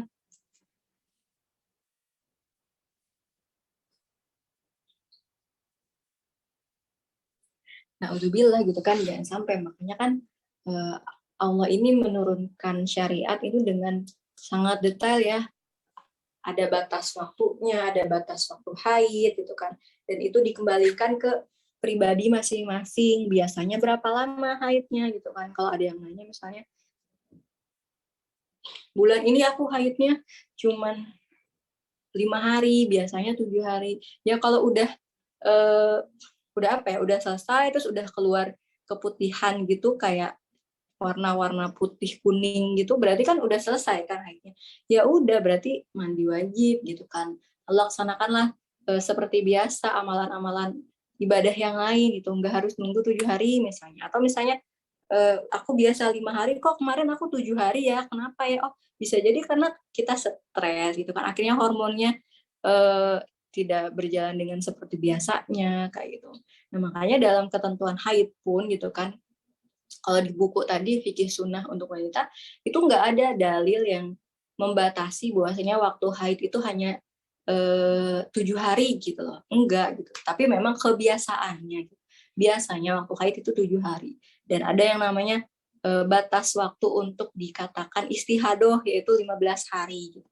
Jadi meskipun kita haid nih 7 hari, terus hari ke-8, 9, 10 udah nggak haid, terus pas hari ke-10 itu kok keluar darah merah lagi ya gitu. Tapi ini bau-baunya sih gitu kan, bau-bau darah haid nih, gimana dong, aku sholat apa enggak ya? Ya udah, jangan dulu sholat, karena kalau misalnya belum dari 15 hari itu masih dikatakan bisa termasuk darah haid seperti itu. Kecuali sudah lewat daripada 15 hari gitu. Nah, itu baru kita dilihat darahnya seperti apa gitu kan. Kalau kita kurang yakin ya konsultasi ke dokter. Ya itu jadi soal sedikit ya gitu, soal haid seperti itu. Nah, di sini kan kalau dijelaskan, kita pun tidak boleh beragama secara berlebihan ya teman-teman. Maksudnya meskipun kita udah ngerasa sedih gitu kan saat di bulan puasa, nggak bisa tarawih berjamaah, nggak bisa sholat, puasa, tapi kita benar-benar harus menjalankan gitu kan, menjalankan ketentuan yang ada gitu. Jangan sampai kita malah ya udahlah nggak apa-apa sholat ini gitu kan, sholat aja deh gitu kan sebentar-sebentar, toh cuman sebentar kok kayak gitu. Padahal kalau misalnya kita melanggar gitu, melanggar aturan atau ketentuan syariat yang Allah turunkan, itu akan menjadi mudorot bagi kita gitu kan. Ya jangan sampai gitu kan kita punya kepikiran seperti itu gitu. Lalu coba di next Kak. Ya makanya karena kita tahu nih bahwasanya ada hal-hal yang nggak boleh kita lakukan saat haid gitu kan. Lalu apa sih amalan-amalan gitu kan bagi kita seorang wanita gitu, di bulan Ramadan? Nah, kita masuk ke inti ya. Inti pembicaraan kita gitu. Setelah tadi panjang kali lebar kita sudah berbicara soal haid apa atau Ramadan itu seperti apa, dan juga banyak iklannya ya teman-teman. Astagfirullah. Mohon maaf. Dan sekarang Muhammadnya udah tidur dia, insya Allah, karena memang waktu tidurnya habis zuhur kayak gitu. Cuman tadi aku baru selesai tilawah bareng dan rariweh gitu, jadi belum sempat menidurkan Muhammad. Mohon maaf ya, semoga dimaafkan teman-teman. Nah ini yang pertama gitu, amalan wanita haid di bulan Ramadan apa sih? Nah ini ya kalau mau kita tuliskan akan kita temukan banyak ya. Nah, ini aku beberapa aja yang aku tulis di sini. Yang pertama adalah niat. Nah kenapa sih kok niat? Kadang orang menyepelekan persoalan soal niat ya teman-teman. Niat itu kayak terkesan sepele gitu. Padahal itu efeknya atau dampaknya itu bahkan lebih besar daripada aktivitas atau amalan itu sendiri, teman-teman. Kenapa? Karena gitu kan di sini gitu kan niat seorang mukmin itu lebih utama daripada amalnya. Gitu kan. Kenapa sih kok bisa seperti itu gitu kan? Karena maka apabila seorang berniat melakukan suatu kebaikan lalu tidak jadi melaksanakannya, Allah akan mencatat pahalanya di sisinya satu kebaikan sempurna. Jadi saking baiknya Allah gitu kan teman-teman. Kalau kita sudah berniat gitu kan, misalnya berniat puasa, dulu aku masih ingat gitu kan dari PAUD gitu kan, sudah diajarkan kalau misalnya mau Ramadan nih ada doanya nih, niatnya nih kan, dibaca, dilafazkannya gitu kan. Karena menurut Imam Syafi'i kan niat itu dilafazkan, meskipun ada beberapa imam lain untuk niat itu ya cukup di hati kayak gitu, nggak usah dilafazkan. Cuman pendapatnya Imam Syafi'i niat itu ya dilafazkan gitu kan, atau diucapkan seperti itu. Makanya kan ada nih bacaan niat puasa Ramadan sebulan dan ada puasa bacaan niat puasa Ramadan per hari. Nah, seperti itu. Nah, kita udah diajarkan gitu kan sejak kecil dahulu mungkin yang pernah diajarkan ada gitu kan niat untuk kita berpuasa Ramadan selama sebulan seperti itu. Nah, dari niat itulah kalau misalnya kita di hari-hari ternyata di bulan Ramadannya kita haid dan nggak puasa, dan insya Allah kita udah bisa nih dapat gitu kan pahala puasa yang full tadi gitu, sebulan penuh gitu. Karena kita udah berniat gitu. Kita udah niat duluan, kita mau berpuasa ya Allah 30 hari di bulan Ramadan. Nah, kalau kita udah berniat, insya Allah gitu kan, Allah akan mencatat bahkan pahalanya dengan sempurna seperti itu teman-teman. Apalagi ditambah kita niat per hari gitu kan, berarti memang benar-benar kita tuh sudah berniat dengan mengazamkan diri, besok aku mau puasa nih, aku udah persiapan buat makan sahurnya dan segala macam seperti itu. Dan insya Allah itu akan mendapatkan pahala. Cuman tadi pahalanya itu segimana, seberapa banyak, itu menjadi hak menjadi haknya Allah seperti itulah. Karena kita manusia tidak bisa mengetahui hal yang gaib gitu kan. Kita tidak bisa meraba-raba hal yang gaib itu kan, kecuali ada dalil yang menyebutkannya seperti itu. Maka jangan menyepelekan perkara niat seperti itu. Atau misalnya sholat malam gitu kan, setelah sholat isya, sholat tarawih sudah selesai, kita berniat nih tidur gitu kan untuk sholat malam atau tahajud. Kita udah berwudu terus berniat gitu kan, nyalain alarm mau sholat tahajud, kita tidur, tahu-taunya pas jam 3 pagi gitu kan kita bangun ternyata malah haid gitu kan. Padahal kita udah berniat nih mau sholat tahajud, wah insya Allah kok gitu kan. Karena kita sudah berniat, itu sudah dicatat sama Allah pahalanya seperti itu. Karena kenapa niat itu penting gitu? Terkadang gitu kan, karena niat itu sudah sempurna, tapi amalnya itu belum gitu kan. Entah itu karena kelalaian sendiri ataupun karena memang qadarullahnya gitu kan, kita tidak bisa melaksanakan hal tersebut. Tapi karena itu sudah diniatkan, insya Allah itu sudah menjadi pahala yang sempurna di sisi Allah. Gitu ya, Masya Allah.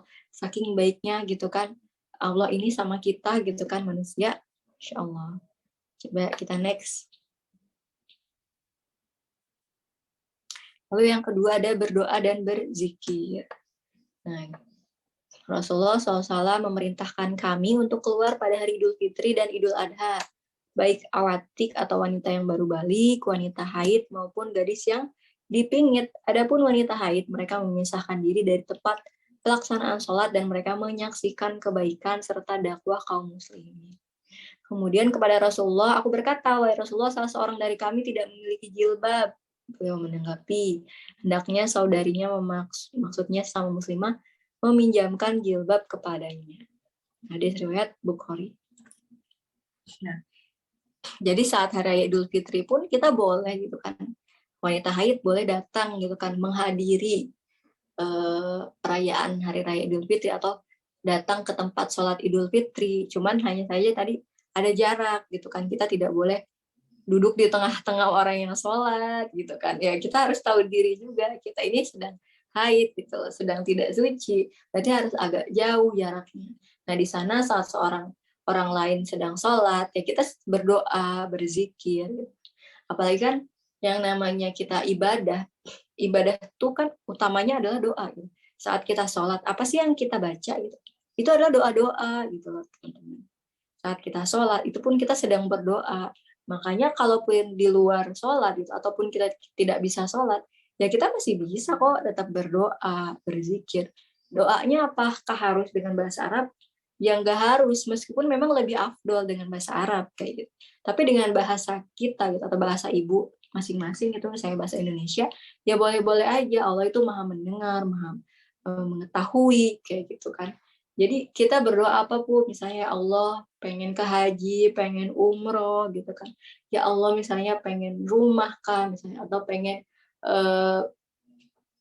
jodoh gitu kan, yang dikhawatirkan gitu kan para perempuan zaman sekarang gitu kan, yang digalauin itu gitu kan. Atau pengen masuk kuliah yang terbaik seperti itu. Yang namanya berdoa itu bebas teman-teman, itu terserah gitu. Bahkan kalau misalnya kita nggak ada keinginan untuk berdoa, itu yang kita ragukan. Itulah yang diragukan. Kenapa? Karena gitu kan, Allah ini beda dengan yang namanya manusia gitu kan.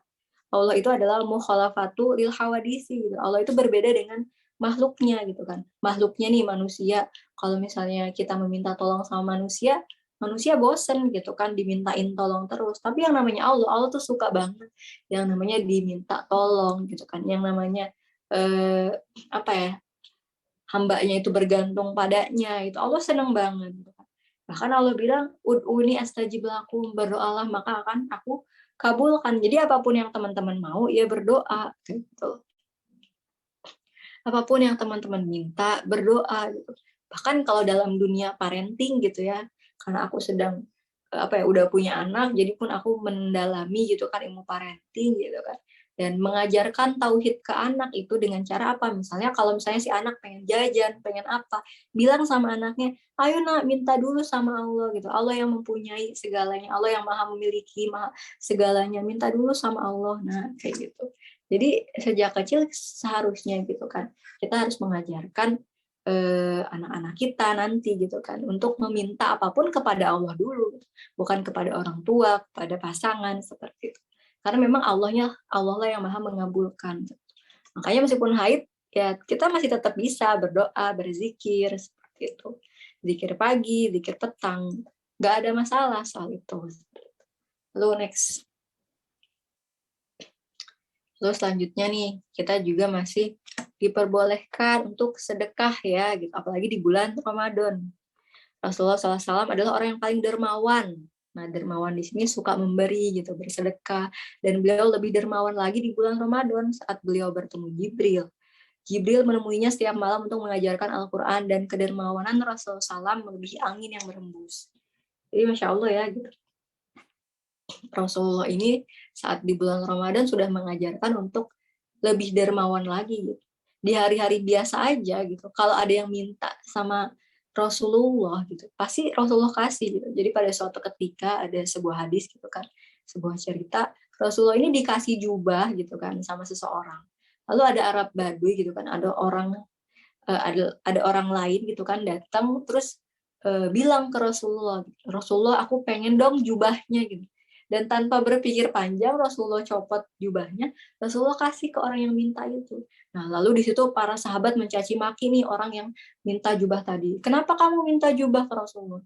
Rasulullah kan kamu kan tahu gitu kan, bahwasanya Rasulullah ini kalau dimintai apa-apa pasti dikasih. Kenapa kamu minta gitu kan? Padahal Rasulullah baru dikasih jubah itu dan itu satu-satunya gitu kan yang dipunya Rasulullah gitu.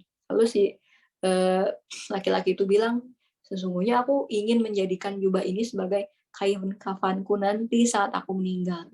Ternyata benar gitu kan, saat dia laki-laki tersebut meninggal, jubah dari Rasul tadi menjadi kain kafannya gitu kan. Jadi Masya Allah ya, Rasul mengajarkan untuk bersedekah atau memberi gitu kan, dengan tanpa melihat kondisi diri apakah kita mampu atau enggak mampu, tetap gitu kan kita boleh bersedekah gitu kan. Apakah kita sedang haid, sedang bersuci atau enggak, yang namanya sedekah itu enggak ada batasannya kok sebenarnya gitu kan.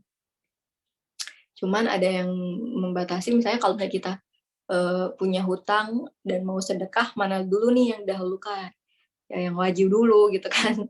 Hutangnya dulu, jangan sampai kita sedekah banyak gitu kan diumumin di masjid, wah si fulan telah bersedekah begini-begini, terus yang menghutangi sama kita dengar gitu, wah dia kok udah bersedekah banyak banget tapi hutangnya belum dibayar nih, gimana sih gitu kan. Nah, makanya kita harus tahu gitu kan aulawiyat atau mana yang harus didahulukan itu. Jadi kalau bersedekah di sini, kalau saat bulan puasa ya kita bisa dengan memberi bukaan takjil gitu kan, atau kalau misalnya bikin makanan berbuka dibuat banyak buat dikasihin ke tetangga atau dibagi-bagi di jalanan misalnya kan, meskipun hanya dengan sebutir kurma seperti itu. Nah, lalu yang keempat nih, coba di next. Nah, ini karena kita mau asar ya bentar lagi. Nah, ini aku rangkum aja semuanya gitu kan. Yang keempat ada bertolabul ilmi gitu kan, atau menuntut ilmu. Seperti yang sudah dijelaskan tadi ya gitu kan. Di Quran surat Al-Mujadalah tadi ayat 11 ya kalau nggak salah. Kalau salah tolong dikoreksi nanti ya. Jadi Allah akan meninggikan derajat orang-orang berilmu gitu kan, beberapa derajat. Nah, makanya meskipun kita haid gitu, kita masih diperbolehkan untuk bertolabul ilmi atau menuntut ilmu gitu kan. Misalnya di sini kita menuntut ilmu untuk apa sih amalan yang harus dilakukan saat haid gitu. Nah, ini kita sedang menuntut ilmu gitu kan. Kita sudah kita sudah bagus gitu kan. Masuk ke start yang bagus gitu kan. Meskipun kita haid, kayak siapa tadi? Misal ya. Meskipun sedang haid tapi tetap gitu kan ikut kajian, mengadakan kajian bahkan misalnya Masya Allah gitu kan. Pahalanya nanti lebih banyak lagi orang yang ikut, nanti pahalanya lebih banyak lagi gitu kan, karena kita yang mengajak seperti itu. Nah, itu kita perlu makanya bertolabul ilmi gitu. Mencari tahu tentang ilmu-ilmu Islam gitu, terutama yang fardu ain gitu. Yang namanya menuntut ilmu juga kan ada hukum-hukumnya ya, ketentuannya. Ada yang sifatnya fardu ain, ada yang sifatnya fardu kifayah gitu. Yang fardu ain apa sih? Yaitu yang menyangkut soal agama, soal fikih sunnah untuk wanita gitu kan, yang bersangkut paut dengan wanita, kita wajib tahu gitu kan, bagaimana toharo, bersuci, haid itu seperti apa gitu kan, cara membersihkannya gitu, larangannya apa, yang nggak boleh dilakukan, yang boleh dilakukan apa. Nah, kita tuh wajib gitu kan, ini fardu ain gitu kan, yang berhubungan dengan wanita perlu. Makanya teman-teman boleh gitu kan dibeli bukunya gitu kan, yang punya uang gitu kan, yang berkemampuan, bolehlah gitu kan beli buku soal fikih sunnah tentang wanita kayak gitu. Kalau yang belum, nabung gitu loh buat kita beli buku soal fikih wanita, karena itu perlu ya gitu, buat diri kita pribadi dan juga nanti ke orang-orang yang terdekat dengan kita. Ya, itu bertolabul ilmi. Lalu yang kelima ada mendengarkan murotal atau membaca Al-Quran selain mushaf Al-Quran. Nah, jadi kita masih boleh gitu kan. Ada beberapa pendapat yang masih membolehkan untuk kita baca Quran secara langsung, tapi tidak dari Quran yang mushaf gitu. Atau mushaf itu kan yang seluruhnya itu bahasa Arab gitu. Tapi kalau masih ada terjemahan, terjemah per kata, per ayat, itu boleh kita baca seperti itu. Atau dengar murotal aja gitu kan di radio, MP3 misalnya. Atau dari HP itu boleh. Lalu yang keenam ada menjaga wudhu. Nah, ini juga jadi salah satu keutamaan yang besar ya gitu. Menjaga wudhu meskipun kita sedang haid gitu loh, atau sedang tidak suci. Sebenarnya kita boleh aja gitu berwudhu gitu kan. Karena kan itu wudhu ini selain kita untuk melaksanakan amal ibadah juga kan sebagai bentuk kita terhindar daripada kotoran gitu ya. Maksudnya menjaga diri agar selalu bersih seperti itu. Maka kita boleh gitu untuk menjaga wudhu meskipun tadi kita sedang haid gitu. Yang nggak harus yang nggak boleh sholat dan puasa, tapi kita boleh gitu ya namanya menjaga wudhu. Gitu. Apalagi kita tahu misalnya keutamaan menjaga wudhu ini seperti Bilal bin Robah gitu kan yang bahkan terompah gitu kan atau sendalnya pun udah kedengeran gitu loh udah masuk surga duluan dibandingkan dirinya gitu. Saking saat ditanya gitu kan apa amalan ibadah unggulan engkau gitu kan wahai Bilal. Tapi Bilal nggak bilang bahwasanya aku suka azan gitu kan muazin enggak gitu. Bilal malah bilang aku suka menjaga wudhu dan masya Allah dari situlah dari menjaga wudhu itu bahkan sendalnya Bilal itu udah duluan di surga. Jadi kan masya Allah ya meskipun terlihat hanya wudhu gitu tapi itu sungguh luar biasa pahalanya kan tadi ya gitu kan hanya bagi orang-orang yang mengetahui gitu kan keutamaan tadi berwudhu seperti itu. Lalu yang ketujuh ada bersolawat gitu kan Allahumma sholli ala sayyidina Muhammad wa ala ali sayyidina Muhammad gitu. Itu bersolawat kepada Rasulullah Shallallahu Alaihi Wasallam.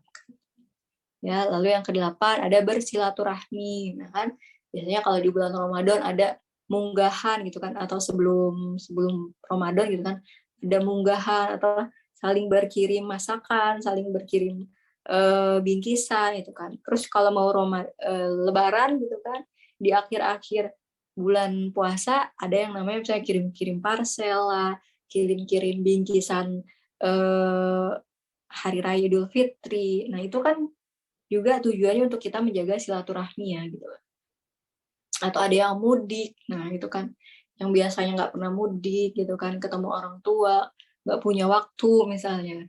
Nah di waktu momen Ramadan ini boleh kita manfaatkan gitu kan untuk bersilaturahmi seperti itu. Karena yang namanya bersilaturahmi adalah mempererat tali persaudaraan dan juga memperbanyak rezeki seperti itu. Lalu yang 9 ya berdakwah teman-teman ya. Namanya berdakwah itu kan menjadi kewajiban bagi umat muslim semuanya ya kayak gitu. Yang menyatakan dirinya sebagai muslim maka dia wajib berdakwah gitu. Wajib beramar ma'ruf nahi mungkar gitu kan. Wajib memberitahu hal yang baik dan mencegah kepada yang keburukan seperti itu. Nah, makanya meskipun kita sedang haid gitu, kita tetap wajib buat berdakwah gitu kan. Kita wajib buat ngajak orang kepada kebaikan kayak gitu. Misalnya dengan mengadakan kajian seperti ini gitu kan atau misalnya dengan tilawah bareng, tahajud bareng gitu kan. Itu kalau nggak haid ya gitu. Ya kalau haid kita bisa ngajak teman-teman yang lain untuk misalnya ayo ikut kajian ini, kajian apa seperti itu. Nah, ini berdakwah dan itu adalah keutamaan kita semua. Lalu yang ke-10 ya banyak ya sebenarnya teman-teman. Dan teman-teman bisa melis lagi gitu kan selanjutnya apa ya kira-kira yang selanjutnya belum ada nih yang ditulis di sini boleh gitu teman-teman tambahkan gitu kan. Misalkan tadi ada dalil yang memang itu masih diperbolehkan untuk kita lakukan saat haid. Nah, ada olahraga tuh kata Mbak Yayas nih. Ya, olahraga juga boleh gitu loh. Yang namanya kita sedang haid meskipun kita kadang ada yang sakit perutnya gitu kan, ada yang haidnya itu tadi pusing atau sampai pingsan gitu. Bahkan temanku pernah kalau misalnya haid tuh sebulan sekali pasti aja nggak sekolah gitu. Karena benar-benar melilit gitu ya sakitnya katanya sih seperti itu. Ya makanya perlu olahraga misalnya kan untuk menyegarkan badan, menyegarkan tubuh biar nggak loyo, apalagi pas bulan puasa ya kayak gitu. Nah makanya kalau misalnya kita nggak ada waktu buat olahraga, ya minimal kita datang tarawih gitu kan, misalnya dengan berjalan kaki ke masjid. Ya itu kan juga salah satu bentuk olahraga gitu ya, jalan kaki tarawih habis buka puasa itu kan lebih enak gitu kan olahraganya dibanding saat kita berolahraga sebelum berbuka, mungkin kalau misalnya kita merasa berat gitu. Tapi bagi yang mampu ya nggak apa-apa gitu kan, asal tadi tidak membahayakan gitu ya. Olahraganya pun jangan diforsir banyak banget gitu, jadi harus dilihat kadar kemampuan gitu ya. Ya mungkin yang terakhir nih, slide terakhir. Ya, sebelum waktu asar sebentar lagi, nah, kita diingatkan kembali ya, gitu kan. Kita sama-sama mengingat kembali tentang visi misi kita semua gitu kan, dan tujuan utama kita ada di dunia ini apa sih gitu kan. A'udzubillahi minasyaitonirrajim. Bismillahirrahmanirrahim. Wa ma khalaqtul jinna wal insa illa liya'budun. Dan tidaklah kuciptakan jin dan manusia melainkan untuk beribadah kepadaku. Quran surat Az-Zariyat ayat 56. Jadi Allah udah bilang memang gitu kan, tugas manusia ini ya hanya untuk beribadah kayak gitu. Hanya saja yang perlu digarisbawahi, ibadah itu konteksnya seperti apa sih? Apakah hanya sholat, puasa, zakat, haji, sedekah? Kan enggak juga gitu. Apapun yang kita niatkan karena Allah itu bernilai ibadah. Ataupun kita menjauhi larangan Allah itu pun akan bernilai ibadah. Misalnya tadi, kita nggak sholat, nggak puasa karena Allah, itu pun akan menjadi ibadah. Maka yang perlu digarisbawahi tadi ya gitu kan, ibadah itu tidak hanya ritual semata gitu, tapi apapun yang kita niatkan karena Allah dan itu kebaikan dan memang itu disyariatkan dan dianjurkan, maka itu akan bernilai ibadah. Insya Allah di sini sudah azan ya teman-teman. Mungkin sekian ya dari aku pribadi. Mohon maaf lahir batin nih kalau ada salah-salah kata dan banyak iklannya. Aku kembalikan ke MC. Pas banget azan. Ya, alhamdulillah. Masya Allah, alhamdulillah, barakallah ya Queen Shebi. Kayak sharingnya tuh tadi tuh menjawab banyak pertanyaan gitu. Salah satunya tuh yang tadi disampaikan kamu juga ya tentang ada orang-orang yang berpendapat kalau haid itu bisa puasa, padahal ketika kita nggak puasa itu malah kita menjalankan perintah Allah dan itu merupakan bagian dari ibadah gitu. Jadi Masya Allah banget. Dan mungkin dari sini juga kayaknya timbul lebih banyak pertanyaan lagi ya Kak Firly ya. Iya betul tuh Kak Misal. Jadi sekarang yang mau tanya-tanya nih, bisa raise hand atau lewat chat, nanti kita bacain. Tuh, jadi mulai Q&A, semua keraguan-keraguan yang masih terbayang bisa langsung disampaikan. Tapi teman-teman berhubung waktunya juga udah mepet asar dan mungkin Iya. di beberapa daerah teman-teman juga udah asar ya, mungkin kita batasin aja pertanyaannya cuma 3 dulu ya teman-teman. Iya. Yuk kalau masih ada pertanyaan bisa banget disampaikan sekarang daripada nanti nyesel loh. Oh ya, ini ada nih di lewat chat dari Reina. Assalamualaikum warahmatullahi wabarakatuh, Queen dan warga Madani sekalian. Saya izin bertanya, saya mengalami sedikit kebingungan dengan jadwal haid saya. Apalagi sekarang saya sedang agak stres. Jadi jadwalnya agak lebih cepat dari biasanya. Tapi darah yang keluar cuma sedikit banget, sekitar hari kelima baru keluarnya banyak, sekitar seminggu. Terus keluar flek kuning juga selama seminggu, bahkan totalnya udah lebih 15 hari. Pertanyaannya, apakah bisa istihadah itu bersambung dengan haid? Istihadah dulu baru haid, gitu. Yang kedua, apakah flek kuning itu masih dianggap haid? Bila masih terhitung haid, apakah wajar jika flek itu keluar selama seminggu? Syukron Queen sebelumnya.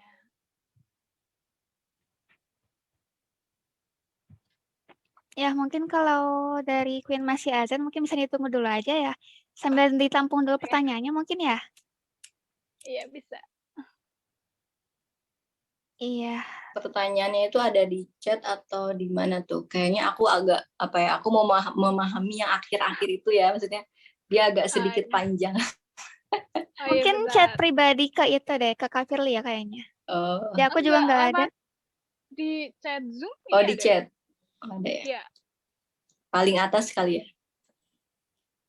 Mungkin di atas-atas. Bawah sendiri. Bawah. Dari Reina. Iya. Kayaknya direct message ke Kak Firly deh. Soalnya di aku nggak ada sih.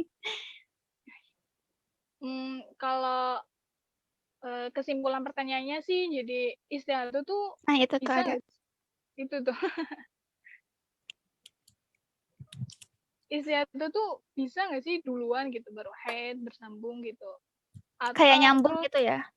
ya, yang kedua tuh flag kuning Oh itu iya. bisa dianggap haid nggak sih gitu. Gitu, Queen. Oh, oke. Ya, Mbak dari siapa yang Reina. bertanya?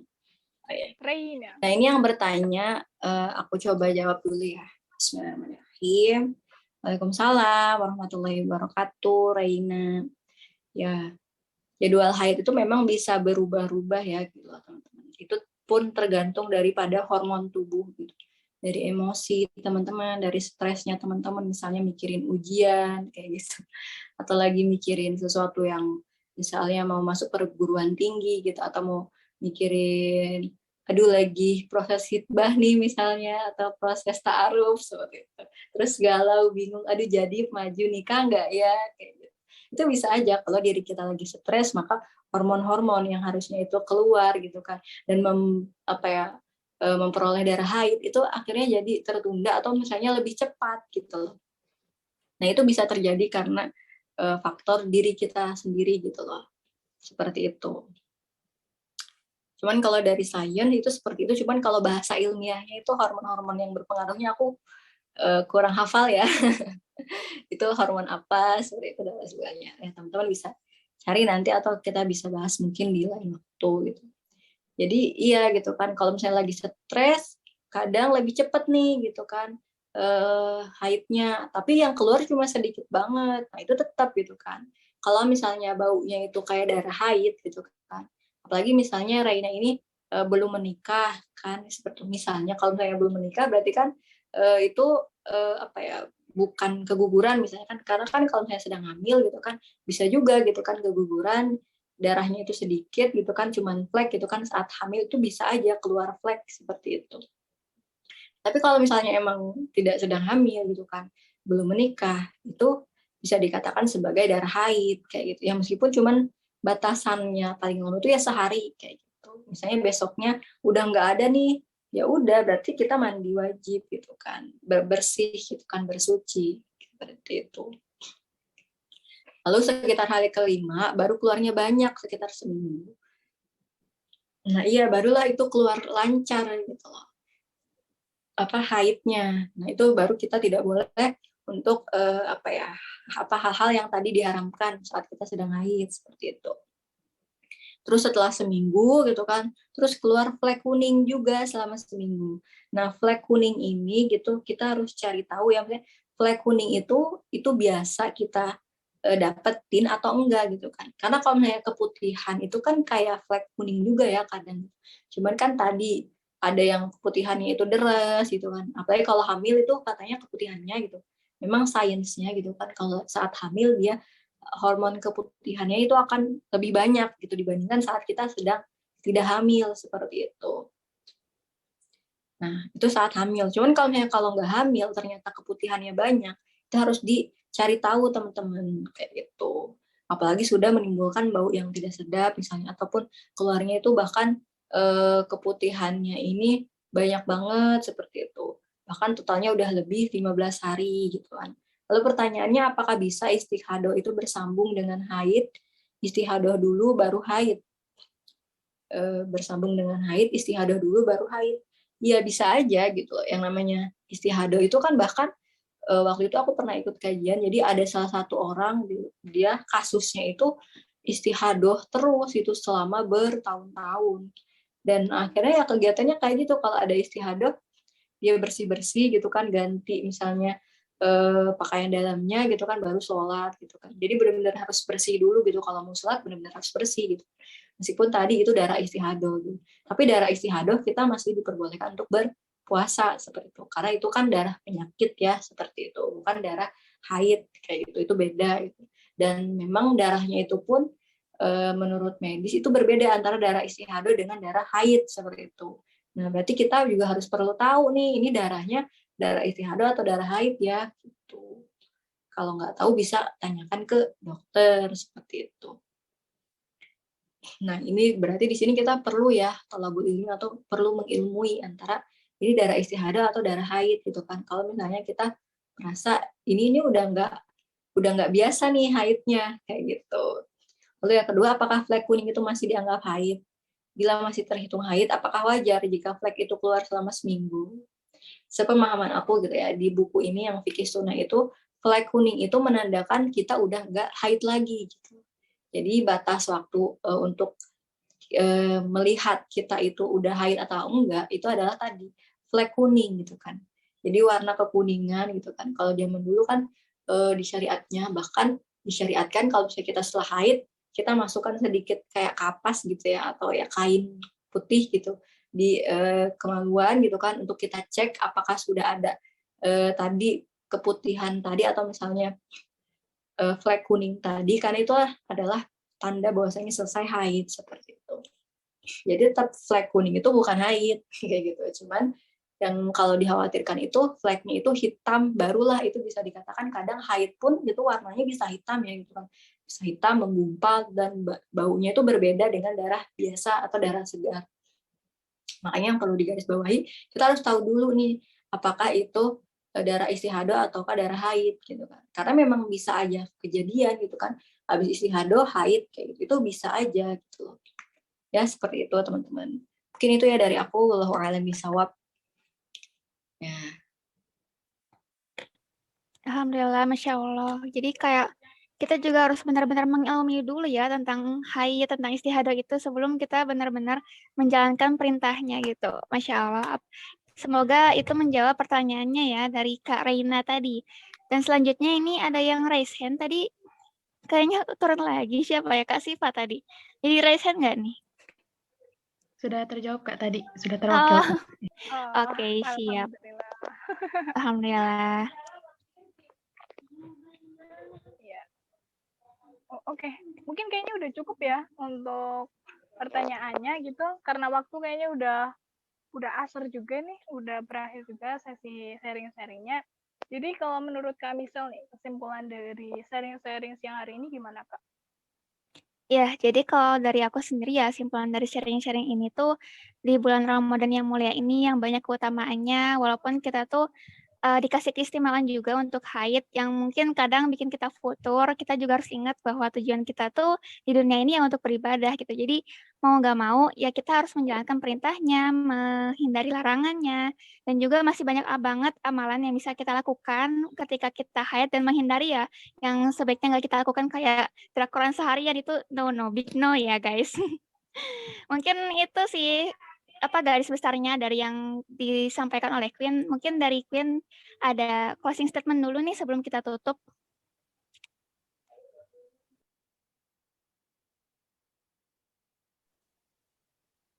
Ini aku mau ini sedikit jawab singkat dari Mutiah, udah dijawab belum ya tadi? Harusnya sih udah terjawab ya, tadi kan aku udah jelaskan ya. Kalau yang pertama misalnya soal pelancar haid gitu ya, obat-obatan itu akan berpengaruh gitu ya sama hormonal tubuh kita. Tapi kembali lagi ke diri pribadi masing-masing. Apakah nanti setelah minum obat itu akan haidnya jadi nambah sakit atau enggak, itu tergantung dari tubuhnya gitu kan, pribadi itu beda-beda. Terus yang kedua, kalau artikel yang bilang kalau haid bisa puasa, sebenarnya boleh-boleh aja, tapi kan kalau misalnya tadi kita lihat niatnya apa gitu. Kalau misalnya niat puasanya misalnya mau dioperasi gitu kan ada ya gitu. Kalau mau operasi apa kita disuruh puasa makan dulu gitu kan beberapa jam, tapi biasanya nggak sampai lama banget gitu kan. Nah itu ya boleh gitu. Cuman tadi kalau misalnya kita niatkan niat puasanya karena Allah gitu kan, padahal kita lagi haid, ya itu yang jadi haram seperti itu. Nah makanya di awal tadi amalan yang utama itu semuanya tergantung niatnya gitu kan. Innamal a'malu binniyat gitu. Semua amalan itu tergantung daripada niatnya. Seperti itu teman-teman. Jadi insya Allah semoga terjawab ya. Mungkin closing statement-nya adalah ya Masya Allah gitu kan, memang apapun yang telah ditakdirkan Allah itu semuanya baik teman-teman ya gitu kan. Entah kita tahu hikmah di balik itu atau enggak gitu, yang namanya syariat Allah itu akan berdampak baik daripada kita. Dan tentunya gitu kan itu akan sejalan gitu kan semuanya, dan kita akan mudah dalam menjalankan seluruh anjuran dan larangan Allah gitu kan. Kalau misalnya kita tahu ilmunya gitu kan. Makanya kita harus sejalan antara syariat Allah dengan ilmu yang kita punya gitu. Agar kita bisa maju atau menjalani seluruh aktivitas kehidupan ini dengan cahaya Islam gitu. Jangan sampai kita bingung karena ketidaktahuan gitu. Maka perlu bertanya, lalu ikut-ikut kajian-kajian ilmu gitu kan, yang teman-teman bisa kuasai gitu loh.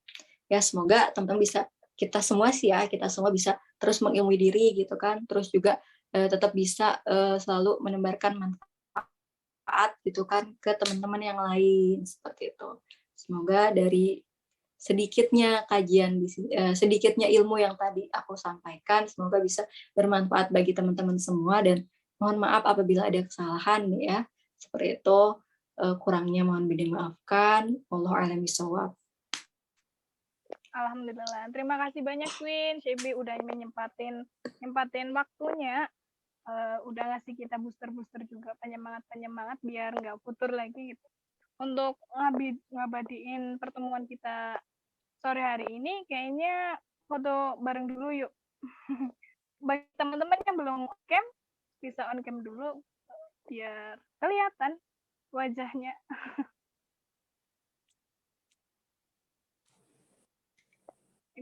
Bisa cheese atau gimana gitu. Boleh. Udah siap semua atau masih ada mau on cam lagi?